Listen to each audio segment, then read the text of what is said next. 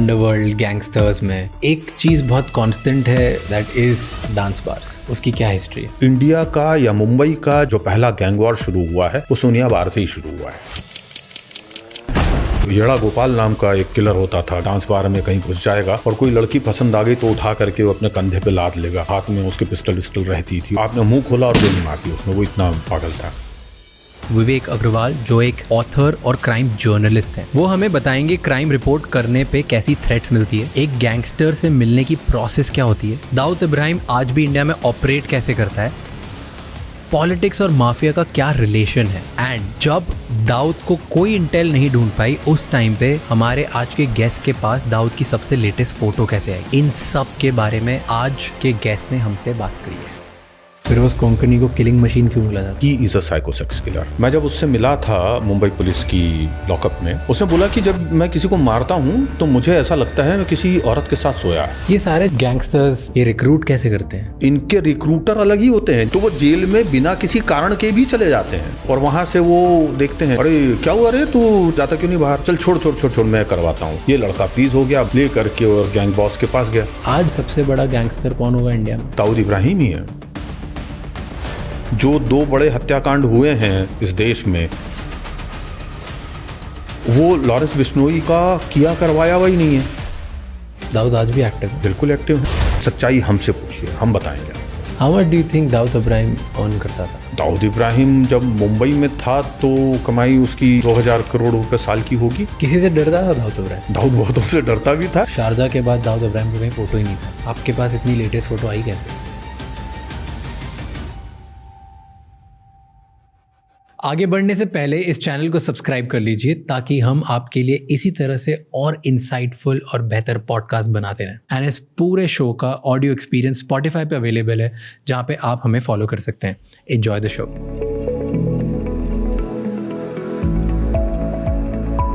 एक टाइम तक शारजा के बाद दाऊद इब्राहिम का कहीं फोटो ही नहीं था।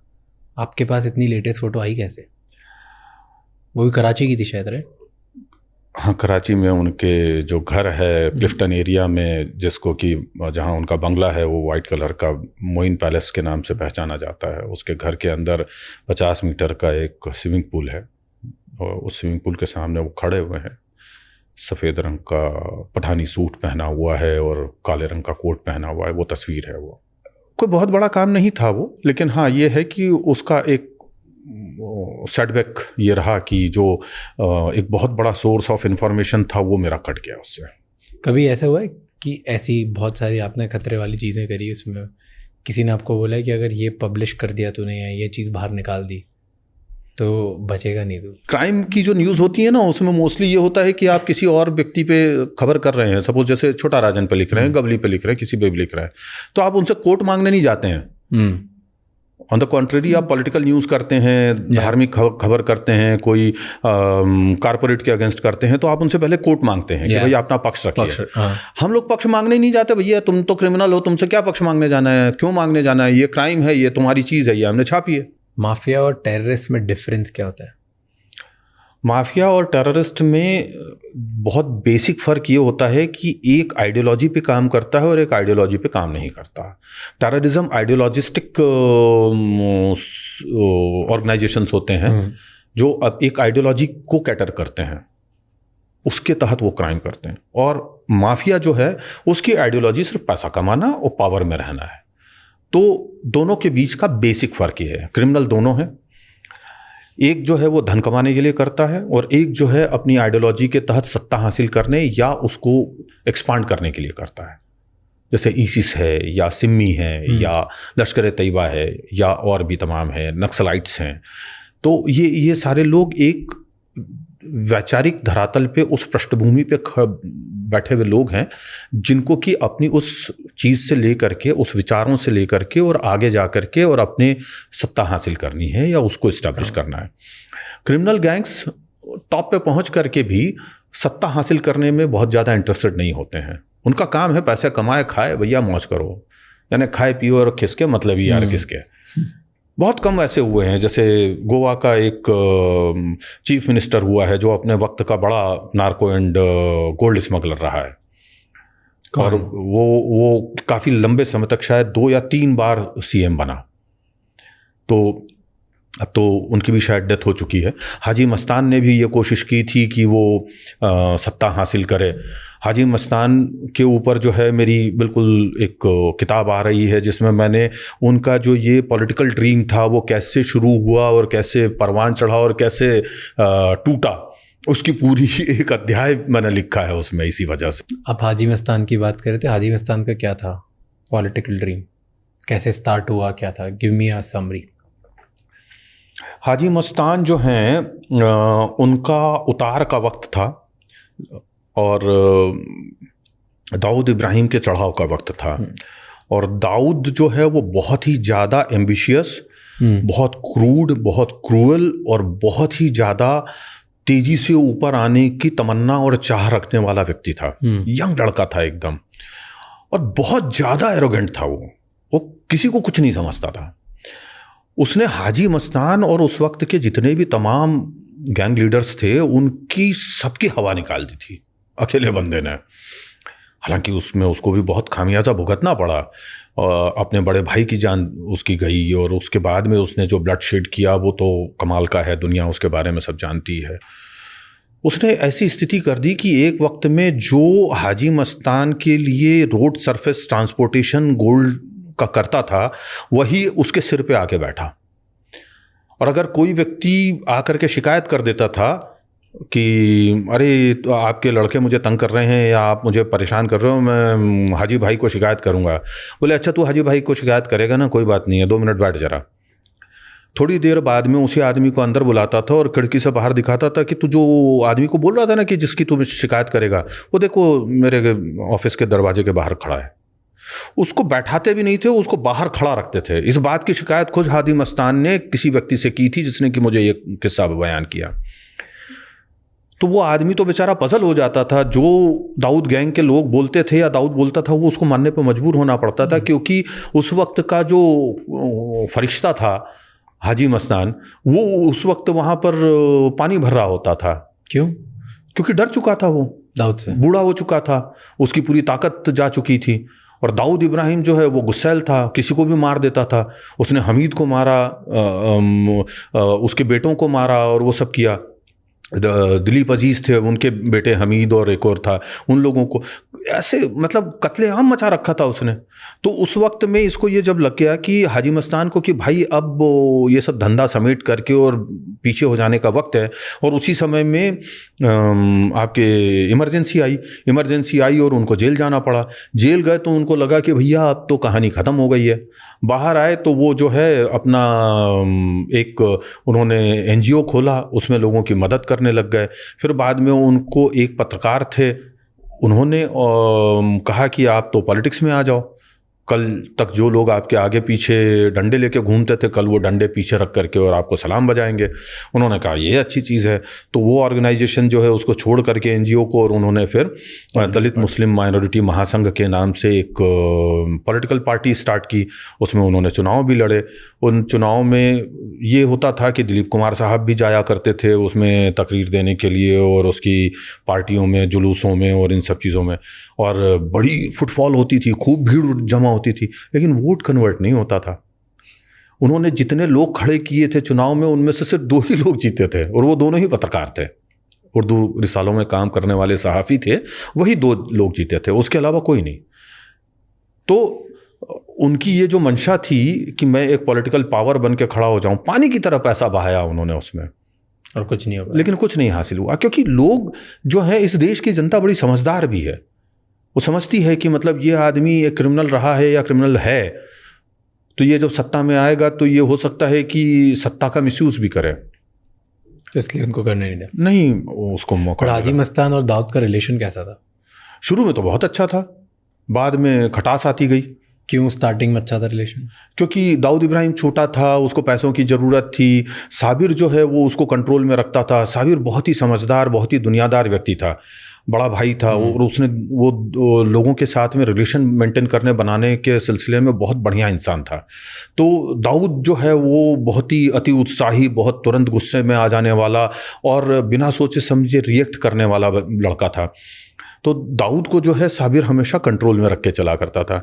जैसे ही साबिर की मौत होती है, दाऊद उच्छृंखल हो गया। दाऊद ने हर उस आदमी को चुन चुन कर मारा जिस आदमी ने कभी किसी वक्त में उसको उंगली दिखा दी हो या तू बोल दिया हो। सब याद रहा उसको, एक एक को ढूंढ, बिल्कुल एक एक को खोज खोज के चुन चुन के उसने मारा और मरवाया, और बहुतों को तो पुलिस से सुपारी दे करके एनकाउंटर में मरवाया। ये खुला तथ्य है, इसमें कोई छुपाव वाली बनाव वाली बात नहीं है। सबको पता है कि कितने ही पुलिस ऑफिसर्स जो है उसके पेरोल पे थे और उसके कहने पे एनकाउंटर किया करते थे। तो वक्त के दाऊद को ये बिल्कुल रास नहीं आता था, अरे काहे का एरिया बांटने वाला, तू कौन होता है, मैं जहां पे कदम रखूंगा वो मेरा इलाका है। किसी से डरता था दाऊद इब्राहिम? दाऊद बहुतों से डरता भी था, ऐसा नहीं है कि नहीं डरता रहा हो। जिन्ना बाई खबरी हुआ करती थी, कभी उनकी बात नहीं काटी उसने। कौन थे, क्या था? जिनाबाई खबरी जो है हमारे यहाँ की एक तरह से कह सकते हैं एक गॉड मदर के रूप में उनको इस्टेब्लिश किया जाता है। हालांकि वो एक इन्फॉर्मेंट थी बॉम्बे पुलिस की, और उनके जो खाविंद थे वो पार्टीशन के समय में चले गए पाकिस्तान। इन्होंने कहा कि तुम भी चलो, तो उन्होंने कहा नहीं, ये मुंबई मेरा शहर है, वहाँ पे तो कौन हमें जानता पहचानता है, मैं तो यहीं रहूँगी। और वो चले गए, बच्चे यहीं इनके पास छोड़ गई, ये अकेली रह गई। बच्चे की जिम्मेदारी, कभी दुनिया में जीवन में बाहर जा कर के कुछ काम नहीं किया, किसी से बोला नहीं, पर्दानशी महिला थी। तो इन्होंने बाहर आकर के जब दुनिया देखनी शुरू की तो यंग थी, बहुत सुंदर भी थी, और जब उन्होंने देखा कि दुनिया इतनी कठोर है, ख़राब है, अब क्या करूं, कैसे कमाऊं खाऊं, तो कोशिश करती रही। लेकिन जब नहीं काम हुआ तो उस समय में शराब बंदी थी, तो इन्होंने शराब की तस्करी और वो बेचना शुरू किया। फिर बाद में इनको पता चला कि नहीं, पहले चावल के ऊपर बैन था तो चावल का काम करना शुरू किया, तो जिनाबाई चावल वाली कहलाने लगी। चावल उस वक्त जो है वो राशन में मिला करता था, यानी अगर आपके यहाँ शादी भी है तो शादी के लिए भी आपको 10 या 12-15 किलो जो है उतना ही मिलेगा कि आप 40 से ज़्यादा बाराती नहीं ला सकते या घराती नहीं हो सकते, एक शादी में इतने लोग होंगे, वो वाला चक्कर हुआ करता था। तो इनने चावल की तस्करी और ब्लैक मार्केटिंग की। फिर बाद में इनको लगा कि इसमें इतना पैसा नहीं है, शराब में बहुत ज़्यादा है, तो शराब का काम किया। शराब का करते करते इनका बड़ा वाइड नेटवर्क हो गया, क्रिमिनल्स के साथ रिश्ते हो गए, हाजी मस्तान से हो गए, करीम लाला से हो गए, यूसुफ से हो गए, और वो लोग सब इनकी बड़ी इज्जत करते थे। पुलिस वालों से इनके बड़े अच्छे ताल्लुकात हो गए, ये पुलिस को इन्फॉर्मेशन देने लगी, पुलिस वालों के काम कराने लगी, तो इनका पावर बहुत बढ़ गया।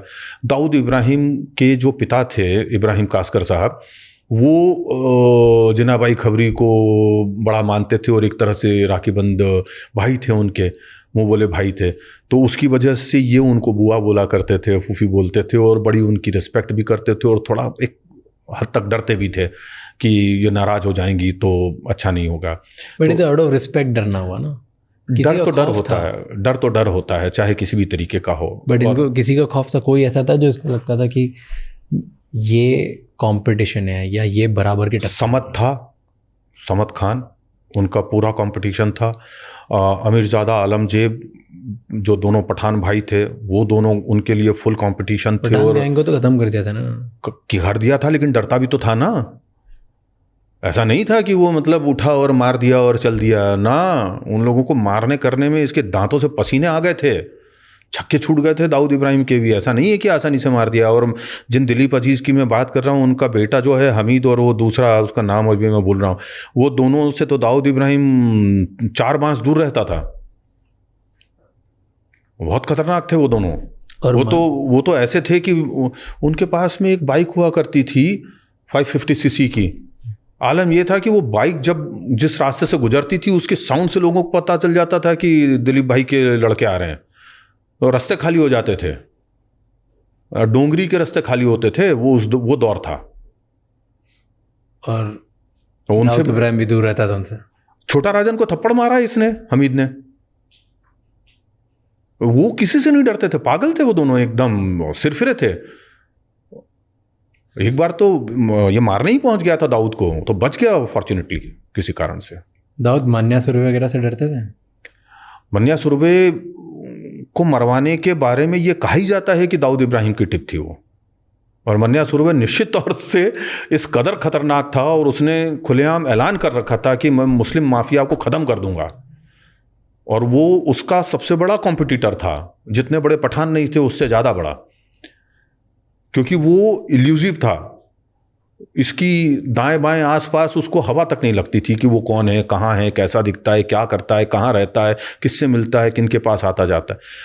उसके पीछे एक लंबी स्ट्रेटजी के तहत उसको इन्वेस्टिगेट करवा के, उसके पीछे खबरी लगा के, उसकी इंफॉर्मेशन निकाल करके पुलिस को दी गई और उनने जा करके एनकाउंटर किया। ये कहानी किस्सा दुनिया बताती है आज भी, हमने भी ये बातें सुनी हैं। मेरा कोई फर्स्ट हैंड एक्सपीरियंस नहीं है, लेकिन मैं जिन इन्फॉर्मेट से मिलता हूँ, जिन पुलिस ऑफिसर से मिलता हूँ, या जिन अदर ये कहना चाहिए कि गुप्तचरों से या जासूसों से मिलता हूँ, उन लोगों से हमें ये खबरें मिलती हैं। अरुण गवली से डरते थे? नहीं, अरुण गवली वगैरह से कोई खौफ का नहीं सिलसिला था। अशोक जोशी से जरूर उसको खौफ था, डर था, इसलिए बाद में उसने अशोक जोशी को भी मरवाया। दाऊद ने अपने सामने जिन जिन लोगों से उसको डर हो सकता था उसने सबको मरवाया। बड़ा राजन को मरवाया, हर उस आदमी को मरवाया उसने, किसी को नहीं बख्शा। तो जो डरता वो तो सभी से। देखिए, आपको बता देता हूं कि अंडरवर्ल्ड एक ऐसी जगह है जहां आदमी आपको ऊपर से शेर दिखता है, अंदर से चूहा होता है। चाहे कोई भी डॉन हो, चाहे वर्ल्ड का कोई भी डॉन हो, कि खतरा है हर जगह, हर जगह है ना। अपना ही आदमी इन्फॉर्मेंट निकल जाए, अब कोई भी कभी भी मुंह फोड़ ले। क्यों इतनी सिक्योरिटी में रहते हैं? क्यों आप छुप करके रहते हैं? आपको सिस्टम से तो डर है ही, विरोधी गैंगों से भी डर है, आपके अपने लोगों से भी डर है। क्योंकि आप भी जिन सीढ़ियों को उलांग करके वहां पहुंचे हो, या जिनको काट के आप पहुंचे हो, ऐसा हो सकता है ना कि उसी चीज को, उसी घटना को, या उन्हीं बातों से और करते सबक लेकर के कोई आपके साथ गेम कर जाए। वो कोई भी, ये जो सारे क्रिमिनल्स हैं, सारे डॉन्स हैं, इंक्लूडिंग दाऊद, ये लोग फिजिकली स्ट्रांग थे कुछ कि पठान गैंग था? अच्छा। और बासु दादा थे, ऐसे कुछ लोग थे। दाऊद नहीं, दाऊद वगैरह सब ये सब मेरे आपके जैसे सामान्य लोग हैं। अरुण गवली बस लोग थे और इनके गन्स थी इनके पास। इनके पास करेज था, कलेजा, लड़ने का, भिड़ने का, कत्ल करवा देने का, सिस्टम से लड़ जाने का, और उसमें अपने आप को जेल अगर चला जाऊं मैं तो भी मेरा कुछ नहीं बिगड़ेगा, ये चीज़ मान लेने का वो दमखम उन लोगों में था। और एक टाइम बाद बहुत सारे क्रिमिनल्स को डेथ डिनायल सिंड्रोम हो जाता है ना, कि ऐसे बहुत सारे पुलिस वालों ने भी बताया कि जब आप बहुत बड़े बड़े गैंगस्टर के एकदम गन पॉइंट पे भी रखते हो तो भी वो हंस रहे होते हैं, क्योंकि उन्हें लगता है कि अभी भी मरेंगे नहीं वो। एक तरीके से डेथ डिनायल उनके दिमाग पर चढ़ जाती है। वो तो इमॉर्टल है, उन कहीं से भी निकल सकते हैं, इसलिए उनमें कलेजा बढ़ते जाता है। उन्हें लास्ट मोमेंट तक भी ऐसा नहीं लगता कि वो मर जाएंगे, उनको लगता है एंड में भी कह रहे अभी भी हो जाएगा, अभी कोई बचा लेगा। ये फिल्मी बातें हैं, ऐसा कभी नहीं होता। बट क्राइम बहुत सारे क्रिमिनल साइकोलॉजिस्ट बोलते हैं 1-2 लोग होते हैं ऐसे, 1000 लोगों में, 1 करोड़ लोगों में, 1 लाख लोगों में ऐसा एक आध कोई होता है दीदावर, जो डेथ डिनायल सिंड्रोम वाली जो बात आप कह रहे हो उसमें जा पहुंचता है। जैसे एक बंदा था, यही आपने जैसे मन्या सुरवे की बात की, मनोहर सुरवे, उसमें वो चीज़ थी कि उखाड़ लो जो उखाड़ सकते हो, मारना है मार दो साले चलेगा, लेकिन मैं तो ये करके कुछ नहीं। तो ऐसे लोग होते हैं, लेकिन सब नहीं होते। मुश्किल से वो 0.001% चांस होता है कि कोई एक मिलेगा ऐसे। बाकी सब तो डरते ही, हर आदमी डरता है। देखिए, मृत्यु का डर होता है, परिवार के अहित का डर होता है, आपका इलाका छिन जाने का डर होता है, आपकी पूरी प्रॉपर्टी चले जाने का डर होता है। अब दाऊद को क्या बोलोगे, वाज ही अ माफिया और terrorist? He was a mafia and he is a mafia. Terrorist नहीं है? नहीं, मेरे लिए नहीं है। क्यों? क्योंकि इसीलिए तो भगे वो टेररिज्म का उनके ऊपर क्लेम्स हैं, दैट्स व्हाई ही लॉस्ट। आपने चार्ज लगाया है ना, प्रूव कहाँ हुआ है? चार्ज लगे हैं, it is not proved yet. क्यों आपके लिए माफिया और टेररिस्ट नहीं है? भाई आप प्रूव करो ना कि वो टेररिस्ट है। आपने किसी भी कोर्ट में उसको एज अ टेररिस्ट सजा नहीं दी है आज तक, हिंदुस्तान की किसी अदालत में नहीं हुई है। मैं क्यों मानूं? माफिया है तो माफिया है, उसके तहत उसको सजाएं हुई है। तो उसकी आइडियोलॉजी की कोई लड़ाई नहीं थी? आइडियोलॉजी की लड़ाई नहीं थी, वो तो मूर्खता में वो फंस गया आईएसआई के जाल में। आईएसआई वालों ने टाइगर मेमन को पटाया कि भैया 93 का ब्लास्ट करा दो, तो दाऊद इब्राहिम को थोड़ी उन्होंने बताया था कि इतनी इंटेंसिटी का ब्लास्ट होगा, इस लेवल का होगा। उन्होंने तो कहा कि भाई कौम के ऊपर हमला हुआ था, अपनी कौम को इतना मारा है, लोगों ने कत्लेआम मचाया है, ये है वो है, और उसका बदला लेना है। और चूंकि दाऊद इब्राहिम को यहाँ की कुछ महिलाओं ने टूटी हुई चूड़ियाँ भेजी थी, या चूड़ियों के बक्से भेजे थे कि तुम ये पहन लो हाथ में, हमारे सुहाग उजड़ गए और तुम वहाँ पे बैठ कर के वो कर रहे हो, तुम कौम के मुहाफिज नहीं हो। तो उसके मन में भी ये कहीं एक था कि मुझे बदला लेना चाहिए। उसे नहीं मालूम था कि ये टेरर एक्ट होगा इस तरीके का, इस लेवल का।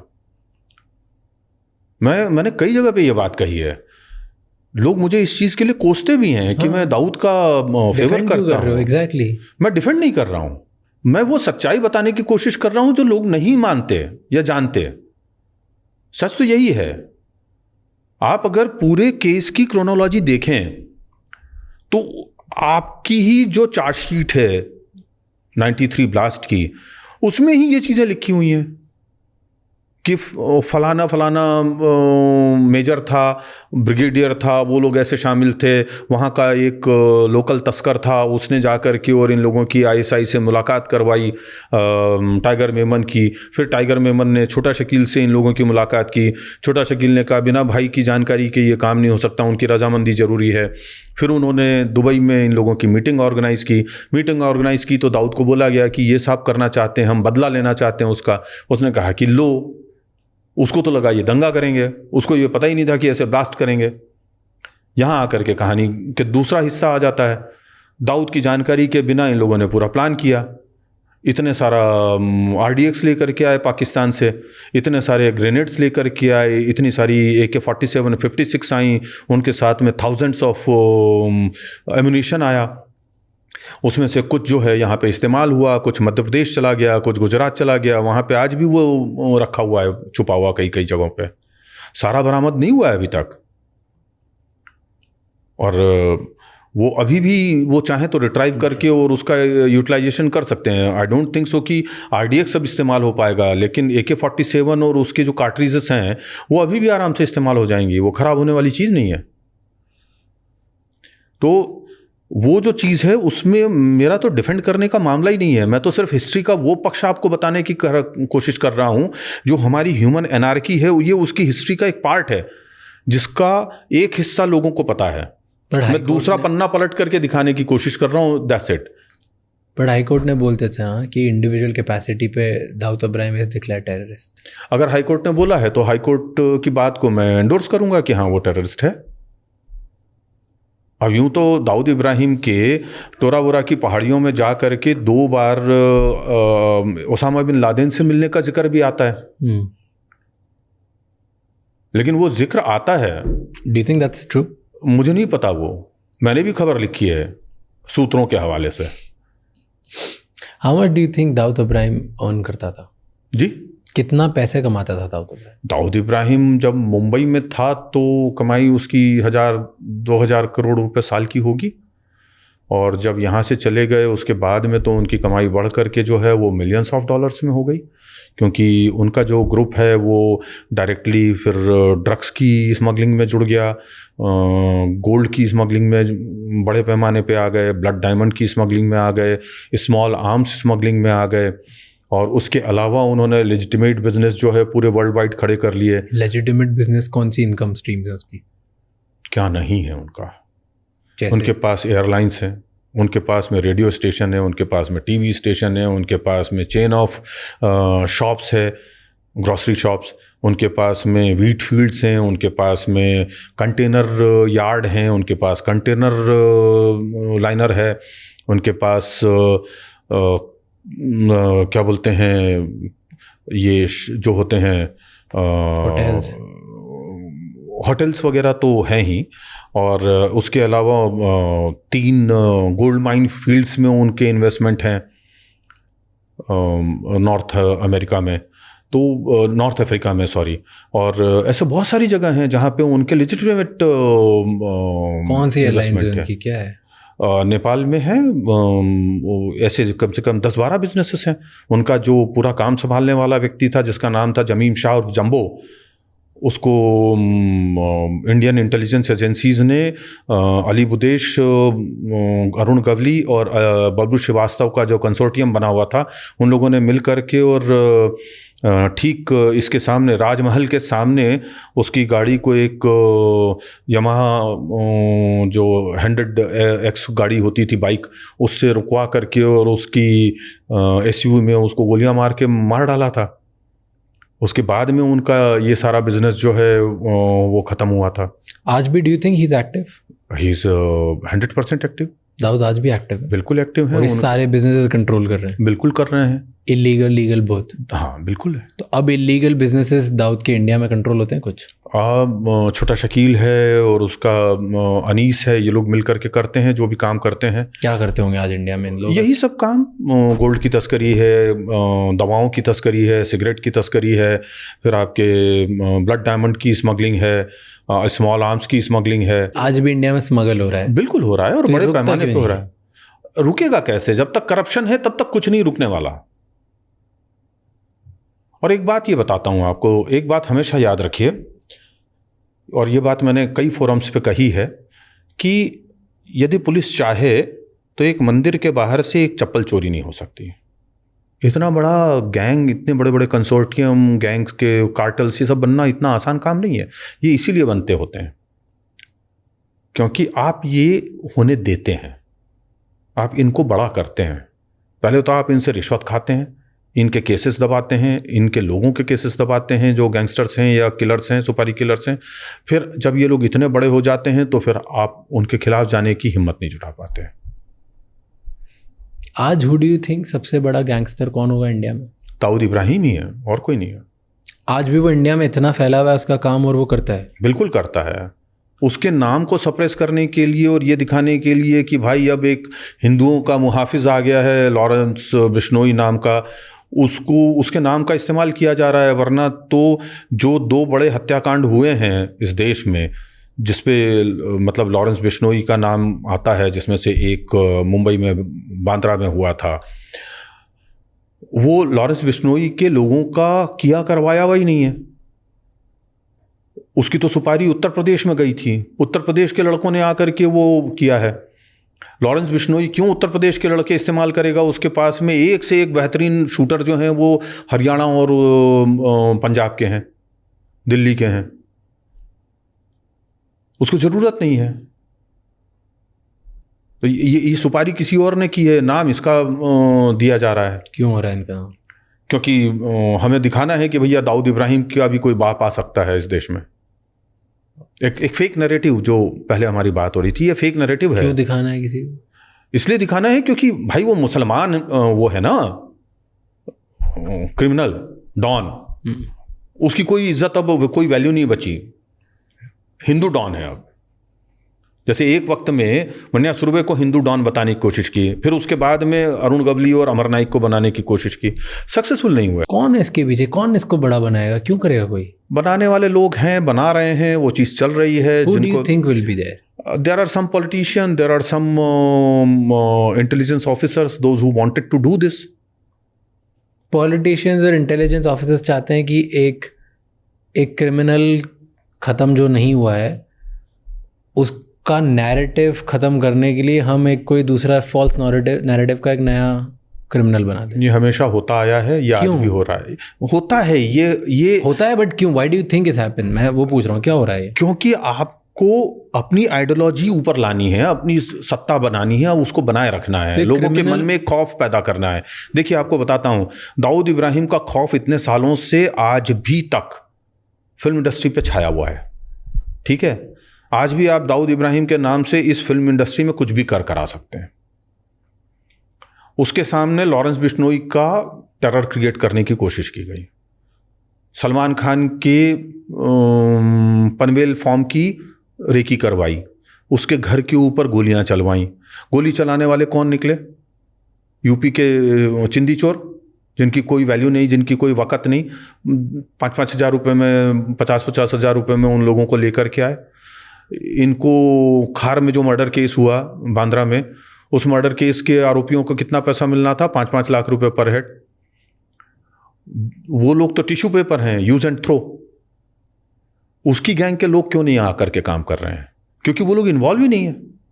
और जिनको ये चीज़ करके दिखानी है, फिल्म इंडस्ट्री पे कब्जा करना है, फिल्म इंडस्ट्री के अंदर एक साइकोफियर क्रिएट करना है, हमारी बात नहीं मानोगे हाँ तो हम तुम्हें मान देंगे, हमारा नैरेटिव सेट करने वाली फिल्में बनाओ, वैसी ही वेब सीरीज बनाओ, वो काम चल रहा है असल में। और यही चीज गलत हो रही है। आप एक स्टेट एक्टर बना करके या उसके नाम से एक फेक आइडेंटिटी क्रिएट करके आप उसको बड़ा बनाने की कोशिश कर रहे हैं। ये वो भस्मासुर है जो आप ही के पीछे कुछ दिनों बाद भागेगा और आप ही के सिर पे हाथ रख करके उसी आशीर्वाद का जो है वो इस्तेमाल करके और आपको भस्म करने की कोशिश करेगा, तब आप इसको मारोगे। ये सारे गैंगस्टर्स सब माफिया छोटे छोटे लेवल पे स्टार्ट होते हैं ये, और इतने बड़े बड़े हो जाते हैं, इतने बड़े आप नाम ले रहे हो और इतना कहर हो जाता है, हर जगह हम लोग इनके बारे में बात करते हैं। ये रिक्रूट कैसे करते हैं? बहुत आसान है। कैसे? इस देश में बेरोजगारी कितनी है, अस्पतालों में आदमी इलाज के लिए परेशान हो रहा है। मैं यंग बच्चा हूँ, मेरा बाप बीमार है, माँ बीमार है, किसी को कैंसर है, किसी को कुछ है, पैसे नहीं है। अरे बेटा क्या प्रॉब्लम है? ये है। इनके रिक्रूटर घूमते रहते हैं, देखते रहते हैं परेशान ज़्यादा लोगों को, तंगहाल लोगों को, ये काम मेरा कर, तुझको पैसे देता हूँ। पैसे दे दिए, उसके बाद काम करवा लिया। मुंबई में तो एक बड़ा नामी सुपारी किलर था, मुझे अभी उसका नाम याद नहीं है, गोरेगांव वेस्ट का ही था वो।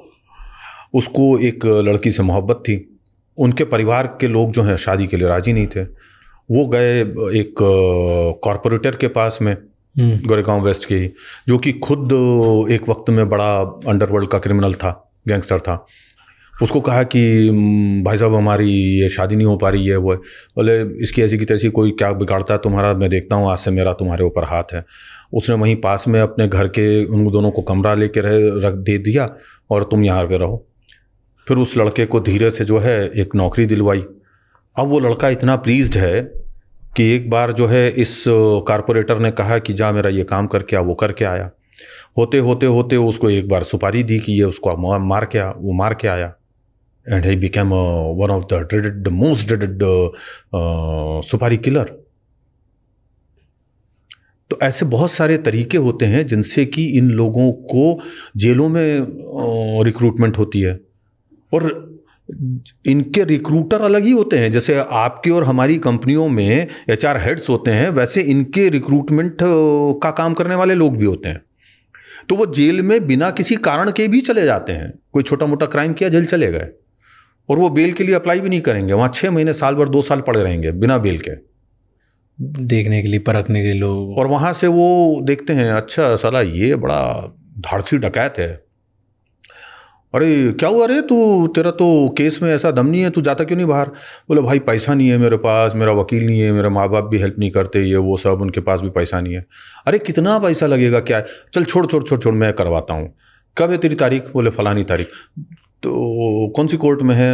साहब 4 नंबर में। ठीक है, तू जाना 4 नंबर में, तेरे को काला कोट मिलेगा, एक काला कोट यानी वकील। ये वहाँ पहुँचता है, 2 वकील पहले से खड़े मिलेंगे। अरे XYZ, हाँ साहब फलाने ने भेजा है, तेरा केस हम लड़ेंगे, ले वकालतनामा साइन कर। वकालतनामा साइन कर दिया, वो उसका केस फ्री में लड़ रहा है। 10 दिन, 15 दिन, 1 महीना, 2 महीने में जमानत करवा दी, जमानत की रकम भी उन्होंने जमा कर दी। वहाँ से अंडरवर्ल्ड से पैसे सारे आ रहे हैं, ये वकील लड़ रहे हैं। ये लड़का प्लीज हो गया, बाहर आया, आते से ही उसको जो रिक्रूटर का आदमी है वो मिला, ले करके और गैंग बॉस के पास गया कि सर नया रंग रूट आ गया। हाँ भाई क्या करता है ये लड़का? सर गाड़ी बड़ी अच्छी चलाता है, लगा इसको धंधे पे, आज से ये गेटअवे कार चलाएगा। सर इसने पिछला वाला जो भाई, इसने जो डकैती मारी थी उसमें 2 लोग मार दिए थे। अरे इसको लगा ना यार, इसको क्या, तू हथियार जानता है, कौन सा सामान चलाता है? बोले भाई मैं पिस्टल, कट्टा, ये वो चलाता हूँ। हाँ इसको दे सामान दे, उसको लगा दिया धंधे पे, अलग पड़ा वो। कितने लोग हैं ऐसे? मैं तो जितने भी शूटर से मिला हूं या क्रिमिनल से मिला हूं, मुझे ऑलमोस्ट इसी तरह की कहानियां सबसे सुनने को मिली। कईयों से मैं जेल में मिला, कईयों से पुलिस लॉकअप में मिला, कईयों से मैं बाहर भी मिला, कुछ रिफॉर्म्ड से मिला। मैंने हमेशा इन लोगों की बैक हिस्ट्री, मैंने इनका ह्यूमन फेस, इनकी ह्यूमन लाइफ समझने की कोशिश की कि वहां पे आखिर क्या थी कमजोरी या गलती जिससे कि ये लोग अंडरवर्ल्ड में आए। क्राइम तो किया उन्होंने, क्रिमिनल तो वो हैं, बट साइकी क्या थी, फर्स्ट टाइम कैसे आया, क्यों आया भाई? और दूसरी चीज़, मेरा समाज, मेरे शिक्षक, मेरे माता पिता या उनके रिश्तेदार या कोई लोग क्यों असफल हुए उसको वहाँ तक पहुँचाने से रोकने में। इस एस्पेक्ट पे हम लोग काम नहीं करते। हम जो कहानियाँ लिखते हैं, हम जो किताबें लिखते हैं, उसमें हम उनके सिर्फ क्राइम के बारे में लिखते हैं तो लोगों को लगता है कि आप उन्हें ग्लैमराइज कर रहे हैं, but it is not true. But why do you think कि ग्लैमराइज क्यों किया जाता है इनको? इनको कोई नहीं करता। मूवीज में करते हैं, नहीं करते। वो है ही वैसा, उनका लाइफ का स्टाइल ही वैसा है, वो उसी तरीके के ग्लैमराइज लाइफ जीते हैं। देखिए, ग्लैमराइज करना में, सुनिए, ग्लैमराइज करना मैं किसको बोलूंगा, आपने अच्छी चीज याद दिलाई। गंगूबाई के ऊपर जो फिल्म बनी थी वो ग्लैमराइज करना था। क्यों, क्या गलत था उस मूवी में? सभी कुछ गलत था। गंगूबाई कभी भी डॉन नहीं थी, पहली बात तो। वो एक उसकी छोटी सी मादाम थी ब्रॉथल की, ठीक है, ब्रॉथल कीपर थी ना। थोड़े से उसने औरतों लड़कियों के लिए एक लड़ाई की। वो लड़ाई क्यों की? क्योंकि उस जगह का से उनको अपदस्थ करके, उनको हटा करके वहां से और दूसरी जगह शिफ्ट किया जा रहा था। तो चूंकि वहां पे उनका धंधा चलता था, उस धंधे को बचाने के लिए उसने लड़ाई लड़ी थी। औरतों की लड़ाई नहीं थी वो। उन दबी कुचली औरतों को रिफॉर्म करके उनके लिए कोई बहुत बड़ा उसने एक संगठन खड़ा करके और उन लोगों को बचाने की कोशिश की हो, उनको प्रोस्टिट्यूशन से निकाल करके उसने समाज का हिस्सा बनाने की कोशिश की हो, वो सब नहीं किया था उसने। वो जो लड़ाई लड़ी थी और वो जाकर के जो नेहरू जी से मिली थी, तो वो सिर्फ इसलिए थी कि हमको यहां से उजाड़ा ना जाए। तो उसमें कौन सा महान काम हुआ? वो तो कोई बहुत बड़ी चीज नहीं हुई। वैश्याओं को वैश्याई बनाए रखने का ही उसने काम किया ना। और मैं उसको ग्लैमराइज करना मानता हूं। और फिल्म में जिस तरीके से दिखाया, चुनाव होता है और उस चुनाव में उसने ये किया वो किया और वो चुनाव जीत गई, ऐसा तो कभी होता ही नहीं था जो फिल्म में दिखाया है कि तमाम औरतें जा करके और बड़े लोकतांत्रिक तरीके से अपना डॉन चुन रहे हैं। कहीं नहीं होता। डॉन हमेशा काबिज होता है। जैसे राज्य में सत्ताएं जो है वो हथियाई जाती हैं। जहांगीर ने उसको मारा या औरंगजेब ने उसको मारा, अपने भाई को मारा या बाप को मारा और कब्जा किया। हमारे हिंदू जो राजा सो कॉल्ड कहे जाते हैं, उनने भी ये कत्लेआम मचाए हैं अपने परिवारों में, रनिवासों में, और इसमें बड़े ये सब कत्लेआम हुए। तो वो काबिज होता है इंसान। ये जो चीज़ है ये अंडरवर्ल्ड में चलती है। तो और उनकी लाइफ स्टाइल आप देखेंगे ना तो आप बोलेंगे कि अरे यार ये तो वाकई बड़ा कमाल है। अब हाजी मस्तान की लाइफ स्टाइल आप देखिए, क्या थी? बड़ा शानदार। पूरा सफेद शर्ट पैंट, जूते, घड़ी का पट्टा, चश्मे का फ्रेम, हर चीज सफेद होती थी। हिंदुस्तान में सफेद रंग के कपड़े पहनने का जो असल फैशन आया है, खासतौर से क्राइम वर्ल्ड में, उसका क्रेडिट सिर्फ हाजी मस्तान को जाता है। लेकिन जब वो फिल्म इंडस्ट्री में आया और जब वो ये सब काम कराने लगा, उसने बेहतरीन ब्लैक कलर के सूट बनवाए अपने लिए। आप उसकी तस्वीरें देखिए, वो कामदेव का अवतार दिखता है उसमें। लड़कियां औरतें मरी जाती थी उसके ऊपर, समझे आप। और मुस्लिम नहीं, हिंदू और लड़कियां भी उसके ऊपर मरी जाती थी। कितनी उसकी दोस्त थी। मेरी जो ये किताब है मस्तान, उसमें हमने पूरा का पूरा वो सारे जिक्र किए हैं इन चीज़ों के। और वो कोई भी पढ़ेगा तो अचरज में आ जाएगा। हमने तो तस्वीरें तक छापी हैं उन लड़कियों की जिनसे उसके रिश्ते रहे। सोना और उसकी उम्र के बीच में कितना फासला था। सोना ने ऐसे ही थोड़ी शादी कर ली उससे। अच्छा, मूविंग ऑन, एक चीज़ बहुत कांस्टेंट है अंडरवर्ल्ड, गैंगस्टर्स, माफिया, आज के क्रिमिनल्स में और सारे जो बैड एक्टर्स है, that is bar, dance bars. क्यों है वो एक ही अड्डा, क्यों है जहाँ से कांस्टेंट, उसकी क्या हिस्ट्री है? डांस बार जो है उसका इतिहास करीब करीब 40-50 साल पुराना है। सोनिया बार नाम का एक बार था जहाँ से ये कहानी शुरू हुई, नारीमन पॉइंट से। वो जो उसके पार्टनर्स थे उसमें से एक को लगा कि अरे यार बार में अच्छी इनकम वगैरह नहीं हो रही है तो क्या करें। तो उन्होंने कहा कि लड़कियों को वेट्रेस रखते हैं। जब लड़कियों को वेट्रेस रखने लगे तो ग्लैमर आ गया, तो लोग वहाँ ज़्यादा आने लगे। फिर उसको लगा कि यार बिजनेस और भी बढ़ सकता है, कुछ और करते हैं, तो फिर उसने ऑर्केस्ट्रा डाला। ऑर्केस्ट्रा के कारण भीड़ और बढ़ चली। फिर उसे एक दिन लगा कि यार और भी कुछ करते हैं, तो उसने डांसर्स जो है उनको हायर किया और डांस करवाने लगा। और जब उसका बिजनेस अच्छा चला तो वो बूम आ गया मार्केट में, और उसके देखा देखी जो है पूरे मुंबई में जगह जगह बार वालों ने डांस बार बनाने शुरू कर दिए। मोस्टली उस समय जो है लाइव ऑर्केस्ट्रा प्लस डांसर्स होती थी। फिर बाद में धीरे धीरे ऐसा वक्त आया कि उन्होंने कहा कि और लाइव ऑर्केस्ट्रा रखने की ज़रूरत नहीं है, ये लड़कियां तो कुछ भी ठुमके लगाएं, कुछ भी छातियां हिलाएं, लोगों को तो मज़ा आता है, इसको फिल्मी गानों पे चलाओ। तो गानों के ऊपर वो नाचने लगी और ये काम शुरू हो गया। इस तरीके से ये काम हुआ। अब चूंकि लड़कियां हैं तो पैसा है तो ताकत है और वहाँ पे छुपने के लिए अड्डे हैं, और इन लड़कियों का ग्लैमर है, इनको इस्तेमाल करने, इनको उपभोग करने की एक जो मानसिकता है वो है मानव जाति में, पुरुषों में। इसके कारण जो है अंडरवर्ल्ड उन लोगों के पास जाने पहुंचने लगा। इंडिया का या मुंबई का जो अंडरवर्ल्ड की लड़ाई शुरू हुई है, जो पहला गैंग वॉर शुरू हुआ है, वो सोनिया बार से ही शुरू हुआ है। किन के बीच? पठानों यानी अमीरजादा आलमगीर दाऊद गैंग के बीच में। क्यों वहाँ से स्टार्ट हुआ? क्योंकि एक लड़की को जिसके ऊपर ये पैसा लुटाया करते थे पठान, उसी पे दाऊद ने पैसे लुटाने शुरू किए, और दोनों उसको अपनी तरफ बुलाने के चक्कर में ज़्यादा पैसे लुटाते थे। और जब किसी के पास पैसा नहीं रह जाता था या वो उड़ जाता था तो उसको दूसरा चिढ़ाता था कि इतनी औकात थी क्या, अरे ऐसे ही हैं वैसे ही हैं, वो सब। और वो जो लड़की को ले करके टॉन्टबाजियाँ थी, वो कालांतर में जा करके हर दरीचे और हर दरवाजे और हर गली में खून खराबे पे आकर के खत्म हुई। ये कहानी। पर ये तो किसी भी लड़की को कभी भी कहीं से भी लेके आ सकते थे, क्योंकि इनका इतना डर था या पैसे थे या खौफ था, तो क्यों डांस बार में जा जाके ये सब क्यों करना? डांस बार में सामने है ना भाई, ठीक है, आपको मुर्गा खाना है ना, आप कहाँ जाएंगे? आप नियरेस्ट होटल में चले जाएंगे, नियरेस्ट बुचर क्या जाएंगे, ला भाई 2 मुर्गे काट दे, घर ले जाके पकवा लेंगे। आप जंगल जाएंगे नहीं ना मारने के लिए। तो होटल में लड़की मौजूद है, मैं क्यों 10 जगह पे मुंह मारता घूमूं और खोजूं? यहाँ है ना, ये ले पैसा, आ मेरी गोदी में बैठ। वहाँ पे लड़ाइयाँ क्यों? मतलब लड़ाइयाँ तो वो तो मूंछ की लड़ाई है भाई। अच्छा।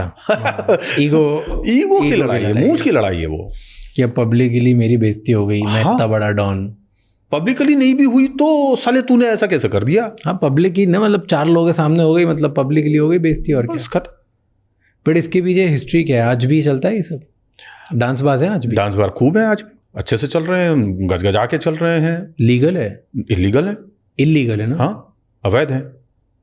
आप क्योंकि डांस कराना और डांस के ऊपर पैसे उड़ाना ये सब इलीगल है ना इंडिया में? बिल्कुल नहीं, इंडिया में नहीं है, सब जगह। महाराष्ट्र में बैन हुआ है पूरी तरीके से, और लेकिन उसमें सुप्रीम कोर्ट की रूलिंग के बाद में कुछ उसमें छूट दी गई हैं कि ये किया जा सकता है, ये नहीं किया जा सकता है। तो डांस बार्स के लिए जो rules and regulation let down किए हैं, उसके तहत कोई भी डांस बार नहीं चल सकता है। उसमें कहा गया है कि इतना ऊंचा पेडेस्टल होना चाहिए, इतनी बड़ी जगह होनी चाहिए, उसके चारों तरफ बैरिकेटिंग होनी चाहिए, कोई भी आदमी अंदर नहीं जा सकता, एट ए टाइम फ्लोर के ऊपर 2 से ज़्यादा लड़कियां नाच नहीं सकती, 11 बजे के बाद लड़कियां नहीं रह सकती, ना डांसर नहीं हो सकती, 11 बजे के बाद में वेट्रेस जो है नहीं रह सकती। ऐसे बहुत सारे वो हैं। आप पैसे नहीं उड़ा सकते, पैसे उसको दे नहीं सकते। पहले जो है गार्लैंड बना करते थे पैसों के हार, वो भी आप दे नहीं सकते। तो वो चीज़ें जो जैसे दुबई में है वैसा सिस्टम अब इंडिया में, बॉम्बे में भी शुरू हो गया कि गुलाब मिलते हैं, तो एक गुलाब 1000 रुपये का है, तो आप जितने गुलाब उस लड़की को दोगे वो बाद में कैश उसका कन्वर्ट हो जाएगा। और किसी लड़की को आपको 2000 रुपये देने हैं या 5000 देने हैं, तो उसके एक टियारा, जिसको कि मुकुट बोलते हैं, वैसा वो मिलता है, तो वो उस लड़की को पहना देगा, तो वो उसको 5000 रुपये मिल गए। वो टियारा बाद में उस पर जमा करेगी काउंटर पे, और उसके बदले में उसको बाहर का जो कट होता है परसेंटेज, वो 20, 30, 40, 50% जो होता है वो काट करके बाकी पैसा उस लड़की को मिल जाता है, वो लेके घर जाती है। ये सारा सिस्टम अब अपने यहाँ भी शुरू हो गया है मुंबई में। पर ये लीगल है ऐसे डांस चला? नहीं भाई, सारा इलीगल है वो, और आज भी चल रहे हैं, बहुत सारे होंगे। काफ़ी यहाँ से लेकर के रायगढ़ तक खूब है, सबको सब पता है। ये कोई पर्टिकुलर कम्युनिटी होती है क्या कि डांसर्स वहीं से आते हैं या लोग यहीं से आते हैं, या जो करने वाले हैं वो कंट्रोल कोई एक ही लोग करते हैं, ऐसा कुछ होता है? डांस बार मोस्टली जो चलाते हैं वो एक स्पेसिफिक कम्युनिटी के हैं जो कि दक्षिण भारत के हैं, ठीक है। वो डांस बार चलाते हैं, कंट्रोल पूरा करते हैं, क्योंकि पूरे मुंबई का अमूमन कहिए कि जो रेस्टोरेंट बिजनेस है उसके ऊपर उसी कम्युनिटी का कब्जा है, ऑलमोस्ट मतलब 60-70% कह लीजिए। और उतनी ही मात्रा में जो लड़कियां हैं वो बुंदेलखंड, बघेलखंड, मध्य प्रदेश का जो इलाका है, और आपके उत्तर प्रदेश में आगरा और मथुरा, उस इलाके में पाई जाने वाली एक जनजाति है, उसकी लड़कियां होती हैं। उनका भी तादाद करीब 70% लड़कियां वही हैं जो कि ये काम करती हैं।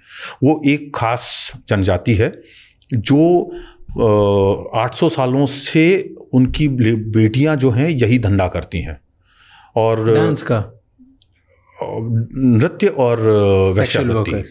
वहाँ पे बेटे, बाप और भाई अपने ही घर की कुंवारी बेटी बहन से के दलाल के रूप में काम करते हैं और उनसे धंधा करवाते हैं।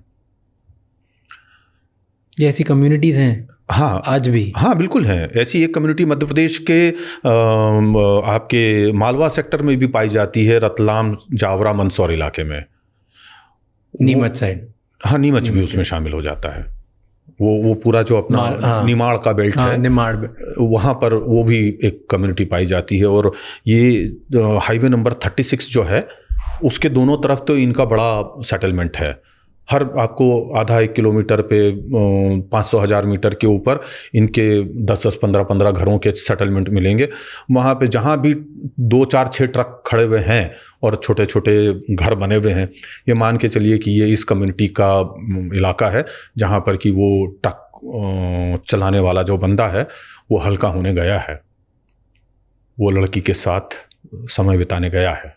एंड ये उन्हीं के घर वाले बेचते हैं? हाँ, ये उनके परिवार। लेकिन वहाँ पे एक नियम है कि लड़की जब तक कुंवारी रहेगी तब तक प्रोस्टिट्यूशन करेगी। जिस दिन उसकी शादी हो जाएगी वो प्रोस्टिट्यूशन करना छोड़ देगी, और जो प्रोस्टिट्यूशन करने वाली लड़कियां हैं उनकी देखभाल करना, उनके खाने पीने का इंतज़ाम करना, उनके कपड़े लत्तों का, उनके मेकअप का, उनकी वेलबींग का सारा काम जो है फिर ये विवाहित तो महिलाएँ करती हैं। वो घर की कमाने वाली स्त्री होती है, लड़की होती है, इसलिए उसका ध्यान, उसका सब चीज़ें जो हैं एक कमाने वाले पुरुष के जैसा किया जाता है। वहाँ पे पुरुषों को बहुत वो नहीं है, हालांकि पुरुष वहाँ के सब इस कम्युनिटी के कामचोर और तंबाकू खाने पीने वाले, दारू पीने वाले और इस तरह के ही लोग होते हैं। वो सिर्फ वो खाना पीना और वक्त खराब करना, जुआ खेलना, समय खराब करना, यही सब चीज़ों में। कालांतर में कभी ऐसा हुआ करता था 800-1000 साल पहले, जब ये कृषक कम्युनिटी हुआ करती थी, कृषक समाज होता था, लेकिन जो बाद में धीरे धीरे इस चीज़ में आ गया। जिस कम्युनिटी के मैं बात कर रहा हूँ उनका इतिहास ताजमहल से जुड़ा हुआ है। ताजमहल जो है जब उसका निर्माण हो रहा था तो वहाँ के मजदूर जो है वो बहुत आपस में लड़ा करते थे, शराब पिया करते थे और बहुत उत्पात मचाया करते थे, क्योंकि उनके पास में मनोरंजन का कोई साधन नहीं होता था, उनके पास में अपना सेक्सुअल फ्रस्ट्रेशन निकालने का कोई साधन नहीं होता था।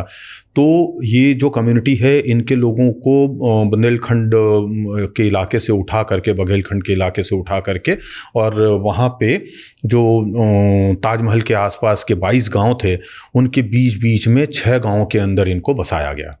और उन 6 गांव में जैसे एक गांव है तो उस आसपास के 4-6 गांव जो हैं उनके जो लेबर्स होते थे वो वहाँ आते थे, और वो लड़कियाँ जो हैं वहाँ पे रात में नाचा करती थीं। और जब वो नाचती थीं तो वो एक ख़ास किस्म का नृत्य जो है उसका फॉर्म तैयार हो गया, और उस फॉर्म को बाद में जो है राई नृत्य कहा जाने लग गया। राई और राई नृत्य जो है उस कहलाने के पीछे एक कहानी ये कही जाती है कि उस वक्त मैदान में वो नाचा करती थी, और जिस जगह वो नाचती थी उसको वो लोग अखाड़ा बोलते हैं। हम कुश्ती करने वाली जगह को अखाड़ा कहते हैं, लेकिन यहाँ पर वो लोग उसको अखाड़ा कहते हैं। तो उसमें एक मृदंगिया होता है जो मृदंग बजाता है, एक लड़की जो है वो नाचती है। उसमें नियम ये होता था कि लड़कियाँ जो हैं पूरे कपड़े पहनती थीं नीचे से ऊपर तक, इवन उनके जो अंदर पाँव भी जो होते थे वो भी सलवार जो है टाइट सलवार पहनी हुई होती थी, और उनकी जो चुनरी होती थी वो वक्षस्थल से भी नीचे तक आती थी। और वो जब नाचती थी और जो फिरन करती थी, जब चक्रियाँ लेती थी, उस वक्त में कभी कभी थोड़ा सा उसका चेहरा दिख जाता था, बस उतने में ही लोगों को मज़ा आ जाता था। और ये जब नाचती थी तो उस समय में 2 मशालची जो है मशाल लेकर के लड़की के आगे आगे घूमते थे। सिक्योरिटी नहीं, ताकि उसकी रोशनी में लोगों को नाच देखने का मौका मिले। और वो जो मशाल होती थी, वो मशाल में जो बना करती थी वो राई के तेल से और राई की जो खली होती थी वो डाल करके बना करती थी, इसलिए वो नाच राई नाच के रूप में कहलाने लगा। दूसरी एक उसके बारे में ये कहानी कही जाती है कि ये जो राई नृत्य है वो चूंकि नृत्य जो है वो घूम करके किया जाता है, उसके कारण उसका नाम जो है वो राई पड़ गया। इसके ऊपर मैंने एक पूरी की पूरी किताब लिखी है, अगले जन्म बेड़नी ना कीजो। तो ये जो लड़कियां जो नृत्य करती थीं या प्रोस्टिट्यूशन करती थी, जो वो होती थी, उनको बेड़नी कहा जाता था। और जो काम छोड़ देती थी, जो शादीशुदा हो जाती थी, फिर वो बेड़नी नहीं कहती थी। तो ये जो कम्युनिटी है अब उसके अंदर काफ़ी चेंजेस आ रहे हैं। उन लोगों ने बहुत सारा मतलब जो है अपनी ज़िंदगी में चेंजेस कर ली है। कुछ लोग जो है अच्छे जॉब में चले गए हैं, कुछ लड़कियां जो हैं अच्छे कामों में चली गई हैं, नौकरियां कर रही हैं, बिजनेस कर रहे हैं लोग, खेती किसानी भी कर रहे हैं लोग। लेकिन जो प्राचीन परंपरा है उसके तहत भी काम चल रहा है। कि आज तक क्यों चल रहा है? आज क्या माइंडसेट होता होगा लोगों का? उस ज़माने में तो मे बी या तो काम नहीं होता होगा या फोर्स होता होगा, आसपास के लोगों को फोर्सफुली कुछ करते, किसी ना किसी रीज़न से उस ज़माने में चालू हो गए, जो इतने सालों पहले हो गए चालू। आज क्यों करते? दुनिया का सबसे पुराना और सबसे बड़ा प्रोफेशन आपको मालूम है क्या है? प्रोस्टिट्यूशन, सबसे पुराना। और आप इसी एक धंधे को कभी खत्म नहीं कर सकते कहीं से। यूएसए ने भी बैन किया था, लेकिन उसका कितना नेगेटिव इम्पैक्ट उनकी इकोनॉमी पे आया था, सोशल लाइफ पे आया था, वो देखने के बाद में उन्होंने वो बैन हटाया। हमारे भी देश में ऑफिशियली बैन है प्रोस्टिट्यूशन, लेकिन उसको बंद करवाने में हमारा सिस्टम रुचि नहीं रखता। उसका रीज़न ये है कि जो सेक्सुअल हंगर है उसको वेंट आउट करने के लिए, उस डिमांड को पूरा करने के लिए इनका होना जरूरी है समाज में, ये माना जाता है। तो इसलिए उनको छूट दी जाती है कि वो लोग अपना चुपचाप करते रहें, लड़ाई झगड़ा ना करें, कोई दंगा फसाद ना करें, बस अपना काम करें। क्योंकि यदि जो माइग्रेटेड लेबर है, माइग्रेटेड वर्कर्स हैं या कोई और लोग हैं, सेलर्स हैं, वो लोग अगर उनकी सेक्सुअल हंगर पूरी नहीं होगी तो वो समाज में आती जाती हर लड़की, हर स्त्री के ऊपर हाथ डालेंगे। तो उससे बचाने के लिए ये व्यवस्था एक तरह से आंख मूंद करके जारी रखी जाती है, इसको रोका नहीं जाता। तो वो तब भी चल रही थी, वो आज भी चल रही है, और अगले 1000-2000 साल या जब तक पृथ्वी के ऊपर मानव है तब तक ये व्यवस्था जारी रहेगी। बट सी, जिसकी इच्छा हो रही है खुद करना है, इसमें एंटर करना है, दैट्स देयर चॉइस। माँ बाप कैसे बेचते हैं? वो कैसे करते हैं? वो तो चूंकि उनकी ब्लड स्ट्रीम में, उनके डीएनए में शामिल हो गया, उनके माइंडसेट में वो शामिल है ना। अच्छा, तो उन्हें गलत लगता ही नहीं, तो उनको वो गलत लगता ही नहीं है। अब मैं कितनी ही ऐसी लड़कियों से मिला हूं या कितनी महिलाओं से मिला हूं जो अपनी बेटियों को करवाती हैं वो काम, उनको दर्द नहीं होता। हालांकि मैं ऐसी भी स्त्रियों से मिला हूं जिन्होंने अपनी बेटियों को इस धंधे में उतरने ही नहीं दिया, उन्होंने जान भी दी है, लेकिन अपनी बेटियों को।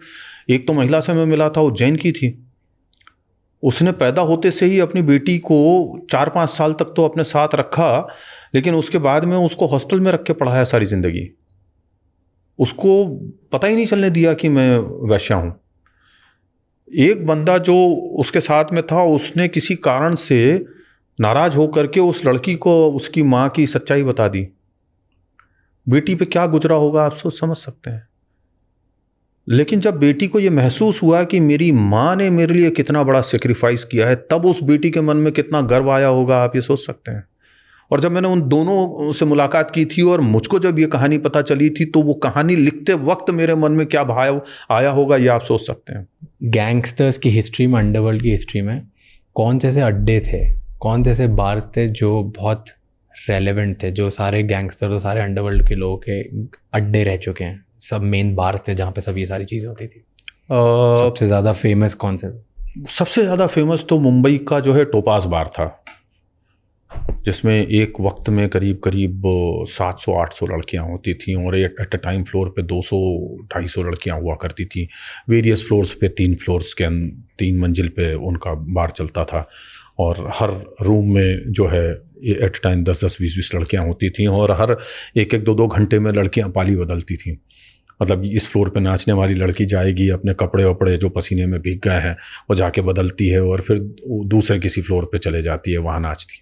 और अगर कोई दूर यानी कि कोई मुर्गा बकरा उनके पकड़ में आ गया है उसी फ्लोर पे जो उन पे अच्छा पैसा लुटा रहा है, तो वापस उसी फ्लोर पे आती थी कपड़े बदल करके और ज़्यादा सेक्सी कपड़े पहन करके आ जाती थी और फिर उसके बाद में उनके साथ वो करती थी। और उसमें अमूमन मुंबई के जितने भी अच्छे डांस बार हुआ करते थे उसमें 2 तरह के रूम्स होते थे, एक कॉमन लोगों के लिए होता था और एक स्पेशल होता था और एक तीसरा और क्लास होता था, दैट इज़ प्राइवेट। तो प्राइवेट जो रूम्स होते थे वो छोटे साइज़ के होते थे, उसमें 1-2 ही सोफ़ा लगे होते थे, उसमें 1, 2 या 4 लोगों के बैठने का अरेंजमेंट होता था और वहाँ पे उनकी पसंद की लड़की आकर के डांस करेगी 2 घंटा, 4 घंटा, 6 घंटा जितना भी है, वहीं उनको ड्रिंक सर्व होंगे और वो सब होंगे और वहीं पे वो लोग अपना कर कुरा करके और आगे के पीछे के जो भी रास्ते हैं उससे निकल जाया करते थे। स्पेशल वाली जगह पे स्पेशल लड़कियां होती थी, नॉर्मल वाली जगह पे नॉर्मल लड़कियां होती थी। तो वो लड़कियों का भी अपना एक क्लास होता था और वो उसके हिसाब से ही वहाँ डांस करती थी। मोस्टली जो अंडरवर्ल्ड के लोग होते थे वो अपना स्पेशल क्लास में या प्राइवेट उसमें मुजरों में जा कर के बैठा करते थे, अपना शामें रंगीन करते थे, रातें रंगीन करनी है रातें रंगीन करते थे, लड़कियों को साथ लेके जाना है लेकर के भी जाया करते थे। बार मालिक की तो औकात हिम्मत नहीं होती थी कि रोक लें उनको, तो उनके साथ जाया करती थी। एक यहाँ पे येड़ा गोपाल नाम का एक किलर होता था, गैंगस्टर होता था, पूरा हमारे वेस्टर्न सबब्स में ऑपरेट करता था। वो साला इतना पागल और बदकार आदमी था कि जब उसको बियर पीनी है या कुछ भी उसके दिमाग में आ जाए तो किसी भी डांस बार में कहीं घुस जाएगा और वहाँ से 2-3 बॉटल जो भी हैं वो ले लेगा, उसके साथ वाले भी उठा लेंगे और कोई लड़की पसंद आ गई तो उठा करके वो अपने कंधे पे लाद लेगा और ले करके और निकल जाएगा। हाथ में उसके पिस्टल विस्टल रहती थी और सबको मालूम था कि ये साला येड़ा गोपाल एक पागल आदमी है। उससे कोई भी वो नहीं करता था क्योंकि आपने मुंह खोला और गोली मार दी उसने, वो इतना पागल था। और वो जाते जाते अंदर बार में या आते हुए वो गल्ला जो होता था कैश बॉक्स, उसमें हाथ डालेगा, जितना कैश है वो निकाल करके जेब में ठूंस लेगा, जेब में नहीं ठूंसेगा तो वहाँ पे बार में ले जा करके ऐसे उड़ा देगा, फेंक देगा बार का ही पैसा, बार का ही पैसा। वो सबको बोलेगा लूट लो और बार का मालिक बेचारा चुप खड़ा होकर के, मैनेजर चुप देखेगा, हिम्मत नहीं है कि उसको रोक दे, बोल दे। तो इन लड़कियों की सिक्योरिटीज नहीं होती? काहे की सिक्योरिटी है ऐसी चीज़ में? वो हैं लोग उसके साथ में, वहाँ पे बाउंसर खड़े होते हैं, हथियार वाले भी खड़े होते हैं। अब येड़ा गोपाल से कौन उलझेगा? बट यूजुअली ऐसा होता है ना, मूवीज़ में दिखाते हैं कि जो बार जिनका होता है वो खुद भी बहुत बड़े गैंगस्टर्स होते हैं या खुद किसी गैंगस्टर के अंडर में होते हैं। होता रहे, येड़ा गोपाल को फर्क नहीं पड़ता, तभी वो येड़ा गोपाल है। येड़ा का मतलब पागल, ठीक है ना, यहाँ मुंबई के स्लैंग्स में, तो उसको फर्क नहीं पड़ता। वो Sonia bar and Topaz, these were the two. वो है, बहुत सारे और रहे हैं मुंबई में। यहीं पे लड़ाइयाँ होती थी, यहीं पे दाऊद दुनिया, all of these people were active. काका बार था मलाड में, पेनिनसुला बार था एक उधर दादर की तरफ। मैं तो आपको नाम गिनाऊंगा तो शायद आपका पूरा एक पॉडकास्ट बनेगा 3 घंटे का उसमें, और वहाँ के किस्से सुनाऊंगा तो मैं तो इस सब्जेक्ट के ऊपर मैंने तो 3 किताबें लिख मारी। बॉम्बे बार है, बार बंदी है, बार बंदगी है, 3 मेरी किताबें हैं इसी विषय पे हैं। और वो पूरा दुनिया, पूरा वर्ल्ड एक्सपोज किया है मैंने उसके अंदर। तो एक बार उस पर भी बैठेंगे। Any time, you are most welcome. अब मिले हो किसी क्रिमिनल से? बहुतों से मिला हूँ मैं। अरुण गवली से मैं कई बार मिला, उनके घर जा करके। क्या एक्सपीरियंस होता है, कैसे मिलते हो, क्या होता है, सिक्योरिटी कैसी होती है, मिलते कैसे हो, मीटिंग्स कैसे अरेंज होती है, कैसे होता है?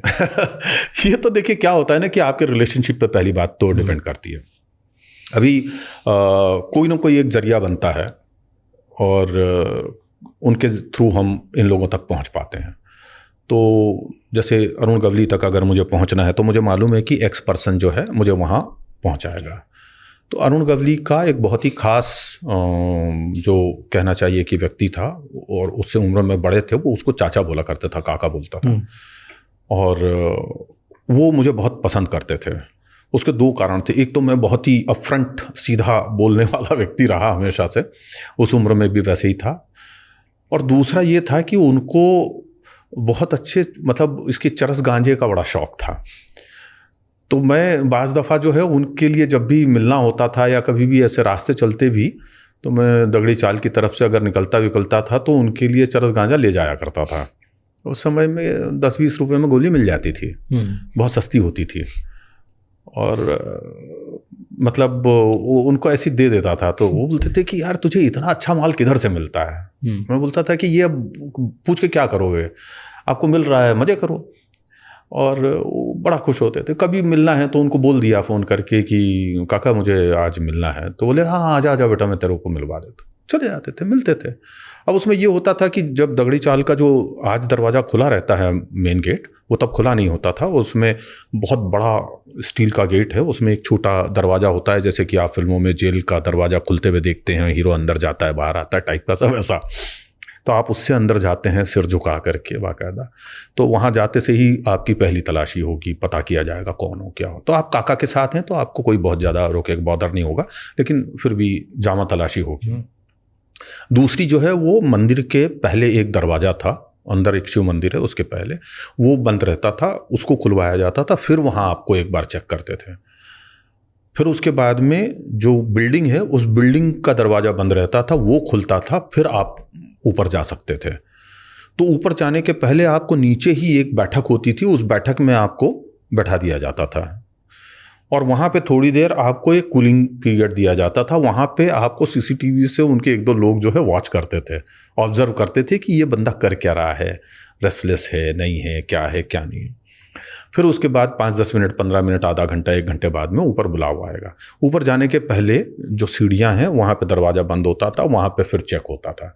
ऊपर पहुँचने के बाद में अंदर दरवाजे फिर से एक ताला लगा हुआ है, फिर वो खुलेगा, फिर आप अंदर जाएंगे। तो ऐसे 5-6 दरवाजे होते थे। सेम इसी तरह की चीज़ें जो हैं वो हुसैन वस्त्रा के यहाँ भी थी, जो कि अपने वक्त का एक गैंगस्टर ही था, लेकिन बाद में वो अच्छा बड़ा ये बना था, क्या बोलते हैं, पुलिस इन्फॉर्मर बन गया था। उसके यहाँ भी सेम इसी तरह की प्रोसेस हुआ करती थी। तो उनके यहाँ आप जाएंगे तो फिर उसके बाद में वहाँ पहुँचने के बाद में सब चीज़ें नॉर्मल हैं, पसीना गुलाब है। वहाँ पे फिर आप बैठे हैं, बात कर रहे हैं, बड़े इत्मीनान से सब चर्चा होगी, क्या है क्या नहीं है, चाय कॉफ़ी पूछेंगे, खाने का वक्त है तो आपसे खाना पूछेंगे, पूरी मेहमान नवाजी, पूरी खातिरदारी करेंगे वो लोग। और आप इनकार करेंगे तो हो सकता है कि वो थोड़ा सा नाराज़ भी हों कि अरे क्या आप आते हैं हमारे यहाँ कुछ खाते पीते नहीं है। आप बोलेंगे कि नहीं नहीं मैं तो खा पी करके निकला हूँ, अब तो पेट में जगह नहीं है, तो पर चाय तो पीनी पड़ेगी टाइप का हो जाता है। आपको अगर मन है पीजिए, नहीं मन है मत पीजिए, जो भी है। एक फिर वो रिलेशन मेंटेन कर सकते हैं आप तो कीजिए, बढ़ता है तो बढ़ाइए, नहीं बढ़ता है वो सामने से नहीं बढ़ाना चाहते हैं, वो अलग मुद्दा है। अगर वो चीज़ हो जाती है और आपको लगता है कि इस रिलेशन से मुझे आगे मेरी न्यूज़ करने में फ़ायदा होगा तो आप उसको आगे कंटिन्यू करते हैं, नहीं तो नहीं करते हैं। कितने लोग होते हैं नीचे से लेके ऊपर? आप जब अरुण गवली तक मिले 5-6 जगह तो आपकी चेकिंग हुई, एट अ टाइम राज मेरा ख्याल है कि उनके यहाँ पर उस ज़माने में जब अंडरवर्ल्ड पीक पर था 90s तक कह लीजिए या 2002 या 5 तक, तब तक जो है उनके यहाँ पर एट अ टाइम अंदर जाने वाने तक 100 से 150 लोग हुआ करते थे और अमूमन असलाहधारी होते थे, लेकिन ऊपर असलाह नहीं रखा जाता था, सब असलहे अंदर होते थे, हथियार अंदर होते थे, सामने लेकर के कोई जैसा फिल्मों में दिखाते हैं कि ऐसा बड़ी बड़ी बंदूकें हैं, पिस्टल ये वो लेकर, ऐसा कुछ नहीं होता है। अंडरवर्ल्ड की तरह से ऑपरेट करता है, हर चीज़ दबी छुपी होती है, आँखों की और हर तरह की शर्म और वो मेंटेन की जाती है, छुपाना छुपना वो सब, क्योंकि इन बेचारे फिल्मी लेखकों को तो क्या पता है कि अंडरवर्ल्ड क्या होता है। वो तो कभी गए ही नहीं ना किसी डॉन से मिलने, और जब किसी को बुलाया है उनसे मिले हैं तो वो तो अपना भौकाल बना के मिलते हैं, तो उनको तो लगता है ये सच है। अरे सच्चाई हमसे पूछिए, हम बताएंगे आपको। वो सच नहीं है जो दिखता है, और वो सारा सच नहीं है जो दिखता है, कुछ ही सच होता है उसमें से। आप बात कर रहे हो ड्रेडेड लोगों की। आपसे बात करते करते पहले इससे हम रिसर्च कर रहे थे, हमें फिरोज कोंकणी के बारे में पता चला। तो फिरोज कोंकणी को किलिंग मशीन क्यों मिला जाता? मैं जब उससे मिला था मुंबई पुलिस की लॉकअप में, क्राइम ब्रांच की, उसको बेंगलोर से अरेस्ट करके लाए थे। उसके बाद में एक इंटरव्यू करने का मुझे मौका मिल गया था। तो मैंने उससे पूछा था कि इनको मार करके तुम्हें लोगों को क्या मिलता है? बोले भाई मैं नहीं मारेगा तो कोई और मारेगा। मैंने कहा अगर आप डिनाई कर दोगे तो जरूरी नहीं है कि न वो मरेगा। बोले भाई ये धंधा है, इसमें इनकार नहीं कर सकते, मना नहीं कर सकते। अगर मैं मना करूंगा तो पहले मैं मरूंगा, और दूसरा चीज मैं अगर ये काम नहीं करेगा तो मैं खाएगा क्या? मुझे तो यही करना आता है। मैंने कहा अरे कोई बकरा या मुर्गा थोड़ी है कि तूने मार दिया और खा लिया उसको, इंसान का बच्चा है यार, उसकी भी कोई। बोले वो लोग समझेंगे, मुझको तो भाई से ऑर्डर आया, मुझको पैसा मिलेगा, मैं काम करूंगा, यही मेरा जॉब है, ये मेरा काम है। मुझे बड़ा अचरज होता था कि मतलब ये आदमी ऐसा कैसे हो सकता है। लेकिन बातचीत करते करते करते करते में मुझे एक ऐसी चीज़ निकल कर के आई जिसने कि मतलब मेरे होश फाख्ता कर दिया। उसने बोला कि जब मैं किसी को मारता हूं तो मुझे ऐसा लगता है मैं किसी औरत के साथ सोया है, सेक्स किया यानी, इतना मजा आता है। हाँ, और तब मुझे फॉरेंसिक साइकोलॉजी की उस टर्म के बारे में खटाक से याद आया कि the person who kills someone for a sexual pleasure is called psychosex killer and he is a psychosex killer who is just sitting next to me. और मेरी तो खुशी का ठिकाना नहीं रहा। मैंने कहा चलो भाई कल की तो लीड मिल गई इससे बढ़िया। पर वो खैर डीसीपी क्राइम जो थे उन्होंने मुझे कहा कि नहीं विवेक ये चीज़ मत छापना, वरना ये खुद को साइकोलॉजिकल डिसऑर्डर का शिकार बता करके और जेल से असालम चला जाएगा और फिर वहाँ से किसी 2-4 अच्छे को मार मूर करके भाग जाएगा, फिर इसको पकड़ना मुश्किल हो जाएगा। तो समाज की बेहतरी के लिए और कानून व्यवस्था जो है उसका सम्मान करते हुए हमने वो खबर रोक ली थी। तो वो जिस तरीके से काम करता था, और मैंने उनसे ऑफिसर से ये कहा था कि ये असालम में जाए ना जाए, थोड़े दिन में ये आपके 2-4 मार करके यूं भी भागने ही वाला है। और हुआ भी वैसा ही। वो एक दिन इसके नाम से बहाने से बीमार होने के आर्थर रोड जेल से जो है वहाँ पहुँचा जेजे अस्पताल, और उसकी पूरी प्लानिंग की हुई थी। एक बाइकर आया उसको लेने के लिए, उसने पिस्टल से दोनों जो उसके साथ एस्कॉर्ट्स थे गार्ड उनको गोली मारी, बाइकर के साथ बैठ करके भाग निकला। उसके बाद से उसका कोई पता नहीं चला। और उसके बाद में आखिरी खबर जो है 4-5 साल पहले हमारे पास ये आई थी कि उसको दाऊद ने कराची बुला लिया और फिर बाद में वहीं पर उसका पोटला हो गया, यानी कि उसका मर्डर हो गया। आज ये सब इतना आसान नहीं है ना? आसान तो आज भी है क्या कि 2 लोग बाइक पे आएंगे, पुलिस को मार देंगे, निकल जाएंगे, बच जाएंगे। कहाँ नहीं होता ये सब, हर जगह होता है। पुलिस को थोड़ी मार सकता। अरे सबको सब मारते हैं भाई, पुलिस वाले। मैं आपको एक चीज बताता हूं, ये दुनिया का उसूल है, पूरे वर्ल्ड में ये चीज चलता है कि जब पहली गोली चलती है ना और जिसकी तरफ चलती है वो और उसके सारे लोगों की फट के गले में आ जाती है। मतलब हवा गुल हो जाती है उनकी कि अगर सामने से मेरी तरफ गोली आई तो हम सब। हाँ, और वो सब पहले भागते हैं। पुलिस वालों को हथियार छोड़ के भागते हुए देखा है मैंने। ऐसा मत बोलिए। 26/11 में हमारा एक बड़ा ही बेहतरीन इंस्पेक्टर जीआरपी का, वो पुलिस वालों की मूर्खता के कारण ही मारा गया। वो तब तक ऑफ ड्यूटी हो चुका था, लेकिन जब कसाब और उसका साथी जो है वीटी पे अटैक कर रहे थे, उसको जब ये समझ में आया तो 2 कांस्टेबल्स को उसने कहा कि तुम लोग यहाँ खड़े होकर के अपनी राइफल से उसकी तरफ गोली चलाते रहना, शिंदे ने। और ये लोग गोलियां चलाना छोड़ करके पट्टे राइफलें ले लेकर भाग निकले। और ये जब तक अपनी पिस्टल कोच से ले करके आया तब तक ये लोग उस जगह पे आ गए थे जहां से इसको उन पे अटैक करना था, और इन्होंने इसको छेद दिया, हमला कर दिया। तो मतलब कितने ही ऐसे किस्से हैं।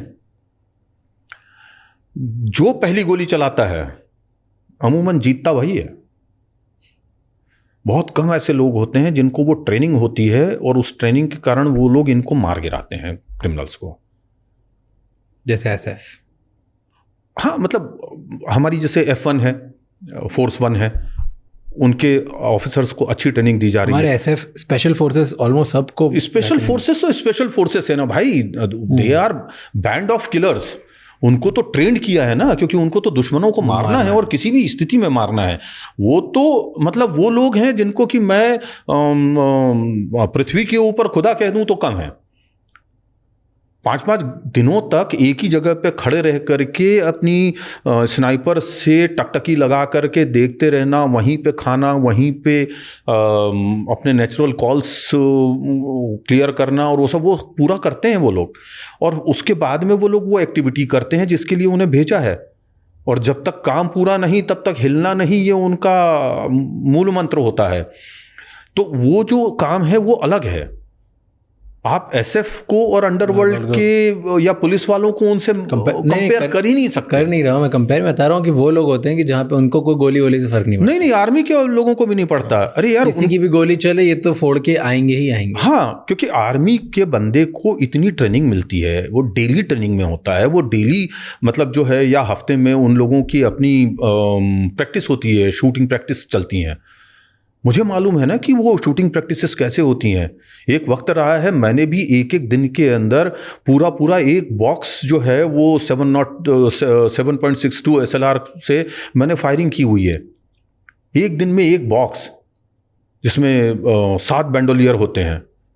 आप सोच सकते हैं कि हमारे शोल्डर जो है यहाँ से फट जाते थे, तो खून आ जाता था पहले या दूसरे दिन ही। तो हम पैडिंग करके और प्रैक्टिस करते थे। तो मुझे पता है कि उन लोगों की ट्रेनिंग कितनी सख्त और कितनी बेहतरीन होती है। हथियार और आदमी दोनों, दो जिस्म एक जान हो जाते हैं फिर वहां। तो वो आदमी आगे बढ़ करके गोली मारने का मादा रखता है। आके सामने पत्थर पे गोली लगी है, लेकिन खड़ा होकर के साला फिर भी ठोकेगा। वो होता है जवान, वो होता है एसएफ ऑफिसर। इन लोगों को तो बेचारों को साल में या 2 साल में एक बार 5 राउंड चलवाते हैं। क्या मतलब ये पुलिस वाला बेचारा हथियार चलाएगा? मुश्किल ये है ना। तो पुलिस वर्सेस माफिया में पुलिस कहीं स्टैंड नहीं करती। जितना किया है, जो किया है, वो जो बैच ऑफ 83 जो कहा जाता है, और जिसने मतलब ये किलिंग्स की हैं, ये सब वो सब हैं, वो सारी की सारी तो फेक एनकाउंटर्स थे। मुश्किल से उसमें 4 या 6 ऐसे एनकाउंटर हैं जिनको कि मैं ओरिजिनल एनकाउंटर गिन पाता हूं, बाकी तो सब फेक रहे हैं। फेक मतलब क्या? फेक मतलब पकड़ के लाए और मारा। कितने केस हैं, कितने केसेस के ऊपर। गलत लोगों को तो नहीं मारा ना भाई, सही को मारा, लेकिन है तो फेक ही ना। बहादुरी तो नहीं है ना उसमें। क्या बहादुरी नहीं है? क्यों नहीं है? ये तो लोग लाए, पकड़ के लेके स्ट्रेटेजी से, और स्ट्रेटेजी से पकड़ के लाना और मारना। बंधे हुए आदमी को मारना बहादुरी नहीं है। जो गलत आदमी है, जो गलत काम कर रहा है, जो लाखों लोगों को बर्बाद कर रहा है, उसको मारना क्यों नहीं है? वो बहादुरी नहीं है, वो काम है। हाँ, तो काम क्या ना, काम है, वो बहादुरी नहीं है। बहादुरी देखिए, मैं आपको कितनी रिस्क लेके करा ना। मृदुला लाड नाम की एक इंस्पेक्टर थी, सब इंस्पेक्टर। उन्होंने एक एनकाउंटर किया था, वो रियल टाइम था। वो बहादुरी थी, सड़क पे दौड़ करके उसका पीछा करके गोली मारी। बट अगर आप स्मार्टनेस से पकड़ के मार सकते हो तो क्यों? वो स्मार्टनेस नहीं है भाई। जोश में होश क्यों खोना, जब स्मार्टनेस से आप इज्जत से वो स्मार्टनेस नहीं है राज। मेरी बात समझने की कोशिश कीजिए। वो या तो गैंगस्टर्स के लिए आप काम कर रहे हो, सुपारी लेकर के दूसरे गैंग के लोगों को मार रहे हो, जो एलिगेशंस हमेशा से लगते आए हैं हमारे फेक एनकाउंटर करने वाले सो कॉल्ड एनकाउंटर स्पेशलिस्ट के ऊपर, या फिर आपने अपनी ही सनक के लिए किया है कि मुझे नंबर बढ़ाने हैं। आप भी एक साइको किलर से कम नहीं हो। आप सिस्टम का दुरुपयोग कर रहे हो सिर्फ। मैं उसको बहादुरी नहीं मानता। मैं बहादुरी तब मानता जब आप उनका पीछा करके जिस तरीके से इसको मारा था, आपके मुन्ना शुक्ला को एसटीएफ ने, वो बहादुरी थी। सामने गाड़ी में है, उसके पास में AK-56 जो है वो भरी हुई है, उसके पास में और भी असला है। उसको गाड़ी में दौड़ा करके इन लोगों ने घेर करके मारा, यूपी एसटीएफ ने। यूपी एसटीएफ फॉर्म ही उसको मारने के लिए की गई थी। उनकी कहानी, उनका किस्सा आप पढ़ेंगे, सुनेंगे तो आप बोलेंगे कि इसको बहादुरी कहते हैं। और जो उन लोगों ने पेन लिया उसको खोजने के लिए, तब तो मोबाइल बिल्कुल नए नए आए थे। पूरे उत्तर प्रदेश में गिन चुन करके 1-2 सिटीज के अंदर मोबाइल नेटवर्क मिलते थे। और वो मोबाइल यूज़ करता था, उसको लगता था कि मुझे ट्रैक नहीं कर सकते, इनको पता चल गया था कि मोबाइल के ज़रिए हम ट्रैक कर सकते हैं, और उसका पीछा करते थे ये, और जिस जगह जाता था वहाँ पहुँच जाते थे। उसको बहुत बाद में समझ में आया कि मोबाइल से मुझे पीछा किया जा रहा है। अब आपकी रिसर्च में एक और चीज़ के बारे में बात करते हो, वो है हाईवे माफिया। अच्छा, क्या होता है हाईवे माफिया? मैं पहली बार सुना है ये वर्ड। लोगों को पता ही नहीं है कि हाईवे माफिया क्या होता है। हम हाईवेज पे रोज़ाना ट्रैवल करते हैं, हम कभी किसी क्राइम में नहीं फंसते, लेकिन हाँ कुछ इलाके हैं जहाँ पे लोग हाईवे क्राइम्स में फंसते हैं। जैसे उत्तर प्रदेश में एक पर्टिकुलर इलाका है, वहाँ पर एक्सेल गैंग काम करता है। कौन सा इलाका? मैं अभी ठीक से याद नहीं कर पा रहा हूँ, मैं याद आएगा तो बीच में बताता हूँ। तो वो 1 या 2 पर्टिकुलर हाईवेज हैं, उन्हीं के ऊपर वो लोग ऑपरेट करते हैं। उनकी मोडस ऑपरेंडी ये है कि वो रात के समय में किसी ऐसी जगह पे पेड़ों के पीछे या छोटे टीले वीले होते हैं, उनके पीछे छुप के खड़े रहते हैं, और जैसे ही तेज़ रफ्तार कार आती है उसके ऊपर कारों के जो एक्सेल होते हैं वो फेंक करके विंडशील्ड पे मारते हैं, फ्रंट विंडशील्ड पे। क्या मारते हैं? एक्सेल। एक्सेल क्या होता है? एक्सेल एक पुर्जा होता है लोहे का, पाना जैसा। पाना नहीं होता है वो, आपकी मोटर और इसके बीच में रहता है, और वो आपकी उसको मूव करने का काम करता है। That is called Excel. उसमें दांते बने हुए होते हैं, ओके, और बहुत वजनी होता है, और वो उसका सबसे मजबूत पार्ट होता है और सबसे वजनदार पार्ट होता है। हालांकि उस साइज में छोटे बड़े होते हैं। तो वो करीब इतना बड़ा एक्सेल उसका होता है, 1-1.5 फुट का। ये ऐसा दिखाओ। हाँ, अच्छा, इस तरीके से होता ओके। है। ये कार एक्सेल ही है। अब ये जो कार एक्सेल है, अगर आप फेंक करके मारेंगे किसी पे, तो वो विंडशील्ड को तुरंत चकनाचूर कर देगा, और अगर शटर प्रूफ है तो पूरी शटर हो करके और कार के बाहर दिखना बंद हो जाएगा। तो आपको कार मजबूरी में रोकनी पड़ती। ये पूरा का पूरा गैंग उसी समय चार्ज करता है, सारे लोगों को अपने कंट्रोल में करता है, उनके सारे पैसे, जेवर, ये वो सब, मोबाइल फ़ोन, ये सब लूट लेता है। उसके गैंग के लोग इतने ब्रूटल भी हैं कि कई बार उन्होंने सारे के सारे परिवार को मर्डर भी किया है। कई बार ये हुआ है कि छोटी बच्ची 7-8 साल की, उसको परिवार के सामने उन्होंने रेप भी किया है। ये तो लेकिन हाईवे रॉबरी का एक छोटा सा उदाहरण है, लेकिन ये गैंग जो है, इसको मैं पूरा माफिया नहीं बोलूँगा। हाईवे माफिया में 3 गैंग हैं। एक है कबूतर गैंग, जो झाबुआ, अलीराजपुर और उसके आसपास के आदिवासियों का है। क्योंकि वो कबूतर गैंग इसलिए कहा जाता है क्योंकि वो लोग एक दूसरे से कम्युनिकेट करने के लिए, कबूतर जिस तरीके से गुटरगू करता है वैसे वो बोलते हैं, और एक दूसरे से कम्युनिकेट करते हैं कबूतर की बोली में, उसकी आवाज़ में, इसलिए इनको कबूतर गैंग बोलते हैं। दूसरा एक गैंग है जो कि एक पर्टिकुलर कम्युनिटी का है, जो देवास, मंदसौर और उसके आसपास के इलाकों में पाई जाती है, और वो कम्युनिटी जो है वो बड़ी ट्रेडेड कम्युनिटी है, और वो रोड रॉबरीज करने में मास्टर है। क्या नाम है उनका? नाम आप यूज़ ना करें तो अच्छा होगा, क्योंकि वो डीनोटिफाइड ग्रुप है, और उसका इस्तेमाल करने से हो सकता है कि वो कंटेंट ऑफ कोर्ट या उसका सिलसिला बन जाए, इसलिए आप उसका नाम इस्तेमाल ना करें। देवास के साइड में, देवास और उसके आसपास की कम्युनिटी है ये। मैं जानबूझ करके जहाँ पे आपको आगे प्रॉब्लम आ सकती है वो नाम नहीं ले रहा हूँ। तो वो एक कम्युनिटी है। और तीसरी एक गैंग है, that is called Sardar gang.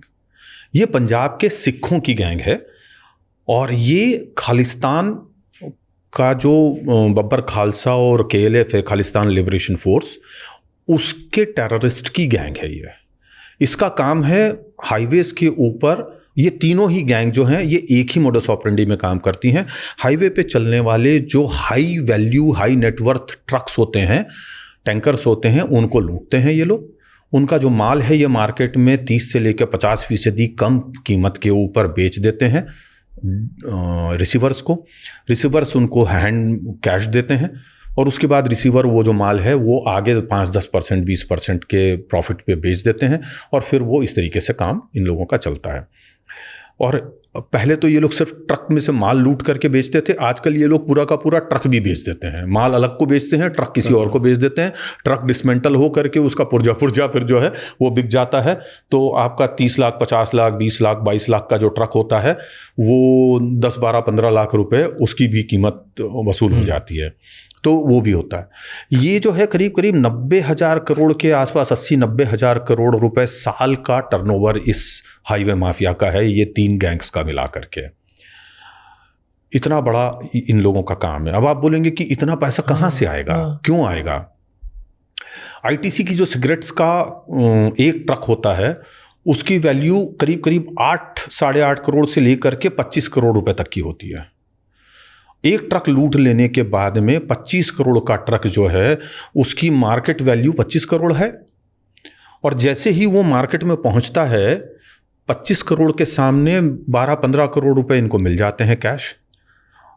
डिब्बा जो होता है यानी रिसीवर, वो उसको ऊपर अपने 1-2 करोड़ रुपए रख करके और थोक वालों को दे देता है। थोक वाले उसके ऊपर 10-5% का फायदा लेकर के रिटेलर्स को दे देते हैं, और ये पूरा काम एक हफ्ते में 5 दिन 3 दिन में हो जाता है। तो ये जो सिगरेट निकली है, ये सिगरेट छोटे छोटे पान की दुकानों पे बिक जाती है। मोबाइल फोन आपका one of the best quality जो फोन्स हैं वो से लेकर के और छोटी लेवल तक के फ़ोन जो हैं वो आज सस्ते से सस्ता फ़ोन 2000 का है, 800-1000 रुपये का है, और महंगे फ़ोन जो हैं 2-2.5 लाख रुपए तक के हैं। अगर एक ट्रक आईफोन का 20 फीट कंटेनर लूटा जाता है तो वो करीब करीब 20 से 25 करोड़ का होता है, और मार्केट में वो तुरंत बिकता है।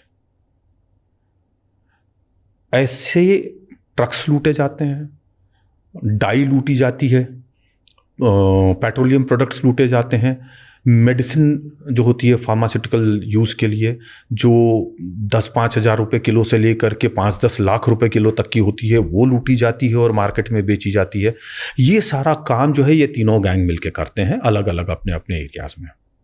और ये इनमें से जो ये खालिस्तान गैंग जो जिसकी मैं बात कर रहा हूँ, जिसके ऊपर हमने पूरी की पूरी एक किताब लिखी हुई है हाईवे माफिया के नाम से ही, इस किताब में हमने पूरा ये गैंग के मोडस ऑपरेंडी, उनके काम करने के तरीके, उनके पास्ट जो ऑपरेशंस हैं वो, और उनके फोटोग्राफ्स तक हमने छापे हैं। मेरे पास में करीब करीब इस गैंग्स के 450 से ज़्यादा फोटोग्राफ्स हैं जो कि मैंने 17-18 साल के रिसर्च में कलेक्ट किए हैं। उसमें से हमने कुछ ही छापे हैं। तो ये पूरी किताब जो है एक तरह से एक बाइबल और एक गीता है हमारे एजेंसीज के लिए। अगर वो किताब हर डेस्क पे मौजूद हो हर थाने की, तो उनको पता रहेगा कि हाँ भैया ये कांड ऐसे होता है, ये लोग इसमें इन्वॉल्व हैं, अच्छा ये चेहरे इसमें इन्वॉल्व हैं। तो इन लोगों को हमने एक्सपोज किया उस किताब के ज़रिए, और मैंने पूरी की पूरी ये जो इन्वेस्टिगेशन की है, एक बहुत ही अच्छे इन्वेस्टिगेटर हैं राकेश दानी, उनके साथ मिलके की है। वो मेरे उस किताब में को ऑथर हैं, को राइटर हैं। तो ये जो हाईवे माफिया है, इन्होंने बहुत सारे हमारे जो ड्राइवर और क्लीनर्स हैं, इन लोगों के मर्डर भी किए हैं। कई बार ड्राइवर क्लीनर्स को ये लोग ले जा करके सीधे जंगल में या कहीं पर उतारते नहीं हैं, बल्कि उनका मर्डर करके और उनको फेंक देते हैं डेड बॉडीज़। उनके सारे कपड़े वपड़े ये वो सब स्ट्रिप कर लेते हैं, निकाल लेते हैं, उनके जूते चप्पल हर चीज़। और अगर कोई सिख है तो उसकी पगड़ी वगड़ी भी उतार लेते हैं और उनको जंगल में ऐसी जगह ले जाके फेंकते हैं कि उनकी डेड बॉडी भी ना मिले, या पहाड़ों से नीचे तराई में फेंक देते हैं। ऐसा बहुत हुआ है। तो जब अगर आपको ये पता है और ये इतना बड़ा फैक्ट है, तो पुलिस क्यों नहीं पकड़ लेती? पुलिस कोशिश करती है पकड़ने की, लेकिन ये लोग बहुत तेजी से अपनी जगह बदलते हैं, इलाके बदलते हैं। अब मुंबई में, और अगर आईटीसी जैसी कंपनी है, इन आईफोन जैसी, एप्पल जैसी कंपनी है, इनकी चीज़ें अगर चुराई जा रही, इनके ट्रक्स 20-25 करोड़ के चुराए जा रहे हैं, तो ये तो रातों रात सिस्टम हिला देंगी। नहीं हिलाते हैं। क्यों? उसका कारण ये है, रेपुटेशन डैमेज। नॉट रेपुटेशन, उनका कंसाइनमेंट ये है, क्या बोलते हैं, इंश्योर्ड है। उनका एक आदमी जाता है पुलिस थाने में, सर मेरा माल चोरी हो गया, ये पकड़िए 5000 रुपये, मेरी शिकायत लिख दीजिए, FIR बना दीजिए। FIR की कॉपी लेते हैं, ले करके जाते हैं, इंश्योरेंस क्लेम करते हैं, अपने घर जाते हैं। बेचारा एक आदमी 2 आदमी जान से गया, उनको परवाह नहीं, उनने तो अपना क्लेम सेटल कर लिया। एजेंसियाँ भी आराम से क्लेम दे देती हैं। बहुत कम ऐसी एजेंसीज हैं जो कि इनके पीछे लगती हैं, या बहुत कम लोग हैं जो एजेंसीज ये इनके पीछे लगते हैं। तो इंश्योरेंस कंपनी को 25 करोड़ रुपए हर थोड़े दिन में देना पड़ रहा है, वो नहीं इसके पीछे उनको फर्क नहीं पड़ता ना। साल का अगर 50,000 करोड़ का बिजनेस मिल रहा है और उससे अगर उनको 1,000 करोड़ रुपए देना पड़ा तो 49,000 करोड़ की प्रॉफिट हुई। सारा जो आपका खेल है ये इंश्योरेंस का वो यही है। तो वो 1,000 करोड़ बांटते हैं आराम से। पर किसी को कोई मतलब नहीं है इससे। किसी को मतलब नहीं है, पुलिस वाले को भी नहीं है, किसी को नहीं है। बहुत ही कम ऐसे लोग होते हैं। एक रोडवेज कंपनी का मालिक था, उसका एक ट्रक चोरी हो गया था, उसने बोला कि जितने का माल चोरी गया है और जितने की मेरी तकलीफ हुई है वो सब एक तरफ रह गई, इसको पकड़वाओ, मेरी इज्जत का सवाल है। उसने पानी की तरह पैसा बहाया और उन लोगों को पकड़वाया और उनको प्रोसिक्यूट करवाया। ऐसे लोग बिरले होते हैं, बहुत कम होते हैं। हमने उसकी कहानी भी, दास्तान भी छापी है। बट वो एक ऐसा था, ऐसे हजारों लोग लगेंगे। ऐसे हर आदमी करेगा तो फिर वो क्राइम ही नहीं होगा ना। फिर तो पुलिस के पीछे पड़े, उन्होंने प्राइवेट डिटेक्टिव को हायर किया, उनके जरिए वो पीछे पड़ करके और उन्होंने काम किया। वो दूसरे की बात नहीं करूंगा, इन्हीं राकेश दानी ने वो चीज क्रैक करके दी। तो पुलिस को कोई फर्क नहीं पड़ रहा इतने बड़े। उनको क्या फर्क पड़ता है? सामने वाला आदमी तो आके प्रेस नहीं कर रहा है ना, आपको प्रेशर नहीं कर रहा है कि भैया मेरा ये कंसाइनमेंट आप बरामद करवा के दो। उसको तो एफआईआर से मतलब था, लिया दिया गया। जब कंपनी को फर्क नहीं पड़ रहा तो फिर किसको फर्क पड़े? बस। बट वो जो लोगों की जान जा रही है 2-3 लोगों की हर बार हर ट्रक के साथ, वो गरीब परिवार है, ठीक है, वो गए थाने कि साहब हमारा आदमी नहीं मिल रहा है, जाओ पता करो किसी औरत के साथ भाग गया होगा, जाओ पता करो कहीं एक्सीडेंट में मर गया होगा। वो बोलकर, हमारी तो जो पुलिस है वो इनसेंसिटिव पुलिस है ना। प्रॉब्लम ये है, इंसान के जान की कीमत नहीं है, इंसान के पैसों की उनके लिए कीमत नहीं है। एक आदमी जब 2 लाख 5 लाख 10 लाख रुपए दे करके और पुलिस डिपार्टमेंट में नौकरी करने आएगा तो वो अपनी सीड मनी से प्रॉफिट कमाने आता है, जनता की सेवा करने थोड़ी आता है। तो यहां पे कौन उनकी सुध लेगा? कितने केस वो होंगे? बहुत रेयरली लोग आते हैं। एक नवी मुंबई पुलिस के इंस्पेक्टर थे पाटिल, उन्होंने नाकों चने चबवा दिए इन लोगों को, हालत ऐसी कर दी। 2 गैंग्स के ऊपर उन्होंने मकोका लगा दिया था। उसके बाद से महाराष्ट्र का ये वाला जो पोर्शन है रायगढ़ तक का, उसमें उन लोगों ने आना ही बंद कर दिया और आज तक नहीं आ रहे हैं। 10-15 साल हो गए, आते ही नहीं डर के मारे कि साला मतलब वो नज़ीर बन गई है अब तो अपने को। अब मकोका में आपको 2-5 साल तो जमानत नहीं मिलती, लग गई बत्ती, हो गया पटिया उलाल। अब करते रहो, मजीरे बजाते रहो जेल में बैठ के। अंडरवर्ल्ड किससे डरता? सबसे खूंखार पुलिस ऑफिसर कौन था जिसने सबको डरा रखा था? यार इसमें कोई नहीं खूंखार था। हाँ, अपने वक्त में जैसे ये थे, क्या नाम है उनका, वाईसी पवार, वो खूंखार थे। क्या था उनमें ऐसा? वाईसी पवार तो मतलब एकदम ही वॉज अ बुलडॉग। उनको ये लेकर के आए थे, क्या नाम है, अपने जो उस वक्त कमिश्नर थे, तो उन्होंने कहा था, जूलियस एफ रिबेरो, उन्होंने कहा था कि मुझे ये अंडरवर्ल्ड, ये गैंगस्टर नहीं चाहिए अपने एरिया में, मुंबई में, क्लीन इट। तो उन्होंने रिसर्च किया उस चीज़ के बारे में कि ये क्राइम कैसे पनपता है। उनको समझ में आया कि अच्छा, कच्ची दारू जो है ये इनकी फाइनेंशियल बैकबोन है। उन्होंने कच्ची दारू को ख़त्म करना शुरू किया। फिर उसके बाद में इन्होंने उन लोगों के ऊपर वो किया। उन्होंने रात में सोते हुए वरदराजन मुदलियार को अरेस्ट करवा करके बनियान में और लुंगी में पूरे रास्ते में परेड करवाते हुए थाने लेकर के गए। और उस चीज़ से वो इतना आहत हुआ कि वो छोड़ करके फ्लाई करके सीधा मद्रास गया, मरने दम तक वहीं रहा। उसके बाद में वो आदमी जब मर गया तो उसकी लास्ट विश थी कि मेरी जो अंतिम यात्रा हो वो मुंबई की सड़कों पे निकले और मैं यहाँ पे जलाया जाऊँ, अंतिम संस्कार हो। वो पूरा करने के लिए हाजी मस्तान जो है एयर इंडिया की चार्टर्ड फ्लाइट लेकर के मद्रास गया, वहाँ से उसका शव उसमें लेकर के आया और उसके बाद में उसने यहाँ पर उसका अंतिम संस्कार किया। वो इतनी बड़ी बेइज्जती वो कभी जीवन में भूल नहीं पाया, झेल पाया, और वो चला गया वहाँ से। वो खौफ था। बाद के तो ये लोग सब, इनको तो मैं खौफ वाला कोई मानता नहीं किसी को भी। 2-4-6 अफसर उस जमाने में जो हुए हैं आपके, इनका खौफ था। क्या नाम है, इसहाक बागवान का भी कुछ हद तक खौफ रहा है। देन फिर इनसे भी, राकेश मारिया से भी काफ़ी डरा करते थे लोग।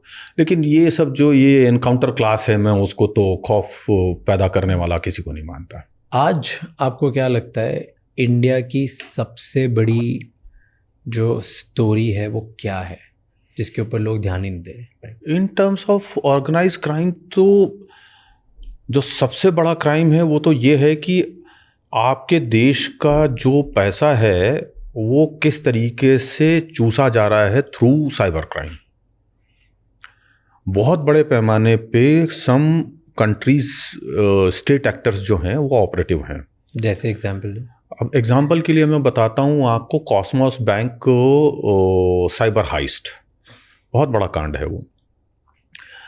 उसमें समवेयर अराउंड 100 करोड़ प्लस पैसा जो है 3 दिन के वक्फे में बैंक से साइफन ऑफ हो गया। हमारे भाई लोग सोते ही रहे, उनको पता ही नहीं चला।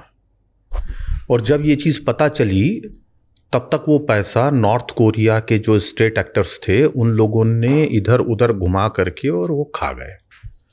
बाद में हम एक्टिव हुए, उसमें से कुछ 40-50 करोड़ रुपए हम रिकवरी कर पाए, बाकी नहीं कर पाए, फ्रीज कर पाए।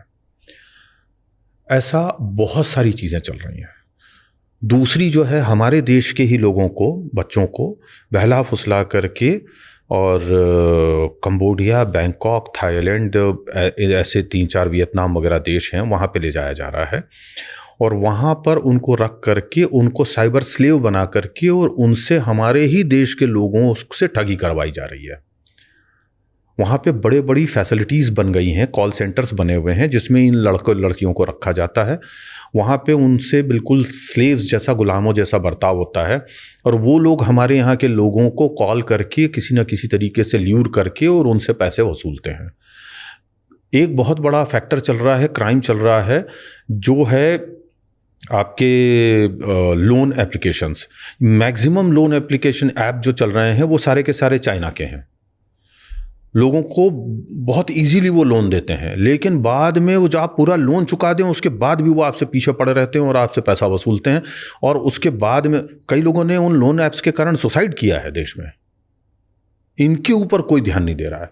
और जो सबसे बड़ी चीज़ जो हमारे पूरे देश में ये दिखाई दे रहा है ना आपको, फलानी रमी उसमें आइए, फलाना क्रिकेट वाली ऐप में आइए, उसमें आपको टीम बनाइए, जो जीतेगी तो आपको इतने लाख, इतने करोड़ मिलेंगे, मेरी फरारी कार आप जीत सकते हो, मेरा ये सबसे बड़ा आई वॉश है।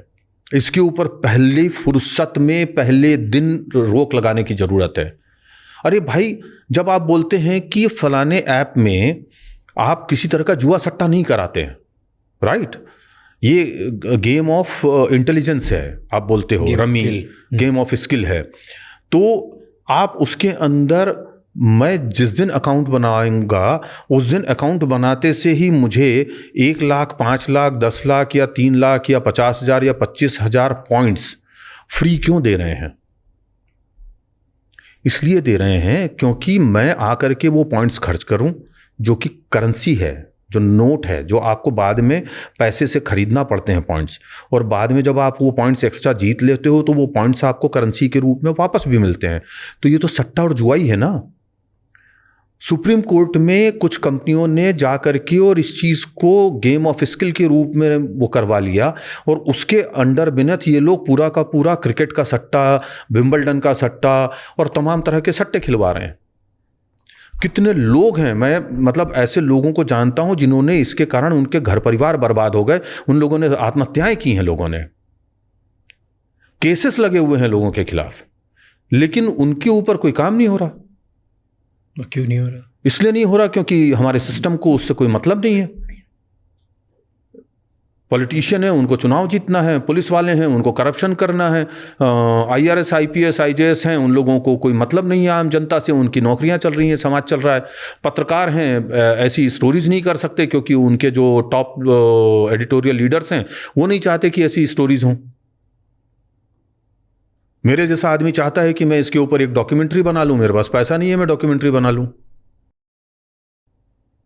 और वो लोग बेचारे संकट में हैं, वो लोग मारे जा रहे हैं, फंसे हुए हैं। बहुत बड़ा का ये कम से कम साल का 7-8 लाख 10 लाख करोड़ का काम है, स्कैम है, क्राइम है, ये फाइनेंशियल क्राइम। इसकी तरफ किसी का ध्यान नहीं है। तो जब इतना बड़ा क्राइम है तो लीगल कैसे है? लीगल ऐसे है कि उन्होंने सिस्टम को, यानी सुप्रीम कोर्ट को वो पक्ष दिखाया जो वो दिखाना चाहते थे। उनके सामने जो है खड़े होकर के पक्ष दिखाने वाला, दूसरा सिक्के का दूसरा पहलू दिखाने वाला व्यक्ति नहीं था। वो एक्स पार्टी ऑर्डर है एक तरह से। और क्यों नहीं है सामने? कोई तो होगा नहीं, जिसको फर्क पड़ता होगा देश में। मुझे पड़ता है, लेकिन मेरे पास में वो ताकत नहीं है ना फाइनेंशियल। बट पब्लिक प्रोसिक्यूटर्स तो होते हैं, उनको पब्लिक प्रोसिक्यूटर्स क्या होते हैं? पब्लिक प्रोसिक्यूटर्स को आप थोड़े से पैसे दीजिए, वो वैसे ही झुक जाते हैं। बट ऐसे केसेस हुए हैं हमारे देश में जहाँ पे बहुत बड़ी बड़ी फोर्सेस हैं, उनके सामने पब्लिक प्रोसिक्यूटर्स खड़े हुए और उन्होंने हराया है उन्हें। हाँ, तो वहां पे हराया, यहाँ नहीं हराया। यही प्रॉब्लम है ना, कि भाई हर केस में पब्लिक प्रोसिक्यूटर वैसा ही हो जो लड़े और जीते ना। अब अगर सपोज मुझे वो केस करना पड़े, मुझे सुप्रीम कोर्ट अगर एक बार जाना पड़ जाए, मेरा कम से कम 25,000 रुपए का खर्च होगा। अगर एक महीने में 4 पेशियां पड़ गई तो मुझे तो लाख रुपए खर्च आ गया। मैं कैसे वो केस फाइट करूं? इतने बरसों से ये डिमांड हो रही है कि सुप्रीम कोर्ट की 4 अलग अलग और बेंच बनाई जाएं, आज तक नहीं बनाई जा रही है। एक ईस्टर्न बेंच, एक वेस्टर्न बेंच, एक नॉर्थर्न बेंच, एक सदर्न बेंच, ऐसे करके 4 बेंचेस अलग अलग बना दी जाएं, ताकि हर आदमी को सुप्रीम कोर्ट तक ना भागना पड़े, दिल्ली तक। ऐसे बना दी जाएगी तो इन्फ्लुएंस हो जाएगी ना स्टेट गवर्नमेंट से। कैसे? ऐसे नहीं होता। नो, अगर वेस्टर्न जोन वैसे जोन के पावर्स के थ्रू सुप्रीम कोर्ट से वो चलेगा। वहाँ का जो कंसोर्टियम है, या कंसोर्टियम नहीं बोलते हैं उसको, क्या बोलते हैं, वो जो वहाँ का सिस्टम है, वहाँ से वो तय होगा। कौन सा व्यक्ति यहाँ पे जज बनेगा वो तय करता है। महाराष्ट्र का आदमी महाराष्ट्र में ही जज बहुत कम रहता है, उसको कहीं आसाम में, कहीं मेघालय में, कहीं चेरापूंजी में, पता नहीं कहाँ कहाँ भेजा जाता है। क्यों? ताकि वो इन्फ्लुएंस नहीं हो वहाँ के लोकल उनसे या जुडिशरी से। क्योंकि आप यहीं पे वकील थे और यहीं अगर आप जज बन गए तो आपके तो वो सारे लोग कंड्यूट्स हैं एक तरह से, तो आपको हम यहाँ नहीं रहने देंगे। हम आपको भेज देंगे इलाहाबाद, हम आपको भेज देंगे लखनऊ, हम आपको भेज देंगे गुवाहाटी, हम आपको भेज देंगे देहरादून। तो वो वही चीज़ यहाँ भी होगी। साउथ का आदमी वेस्ट में होगा, वेस्ट का आदमी नॉर्थ में होगा, नॉर्थ का आदमी ईस्ट में होगा। तो कैसे मतलब इन्फ्लुएंस होंगे? और क्या आज इन्फ्लुएंस नहीं है?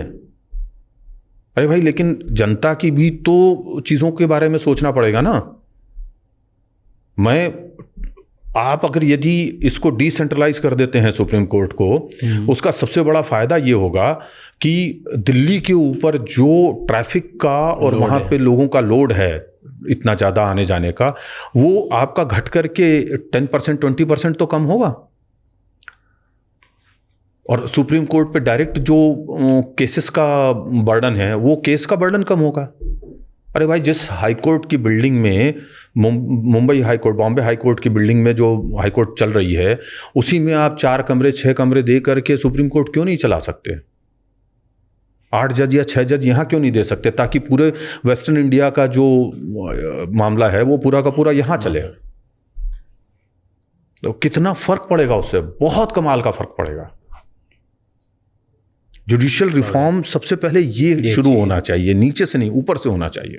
But thank you so much, pleasure of mind. It was pleasure knowing things जो मैं कभी सोच भी नहीं सकता था। मुझे पता भी नहीं था कि आप कौन सी कहानियाँ और कैसे कैसे कहाँ से डॉट्स कनेक्ट होते हैं और क्या क्या एक्टिव है अभी। एंड हाईवे माफिया वाज, मैंने कभी नहीं सुना था, एंड इट्स इनसेन। प्लस उसके बाद जो स्टार्टिंग में आपने आपके जितने थॉट्स वेल प्रेजेंट करे about what's going on in the country, really commendable. Thank you so much for doing this sir, pleasure having you. Pleasure of mind, all pleasure of mind. Thank you so much for having me here. यार ये बहुत ज़्यादा है, इतनी तो P ना जाए। Journalism में लगती होगी ऐसे दिन भर? नहीं, मुझे नहीं लगती। हाँ, मतलब आपके पास समय कहाँ है कि खाएं पिएं कुछ करें? आप दिन तो चलते होंगे? नहीं, बिल्कुल नहीं। शुरू से प्रैक्टिस में रखा ये कि 1 कॉफ़ी इन अ डे, 2 चीज़ कोई और थी, 3 सिगरेट्स था एंड नो गर्ल्स। तो वो एकदम फिक्स 1 2 3 का रूल। हाँ, उसी कारण जिंदा हैं आज। Thank you so much for watching this podcast till the and.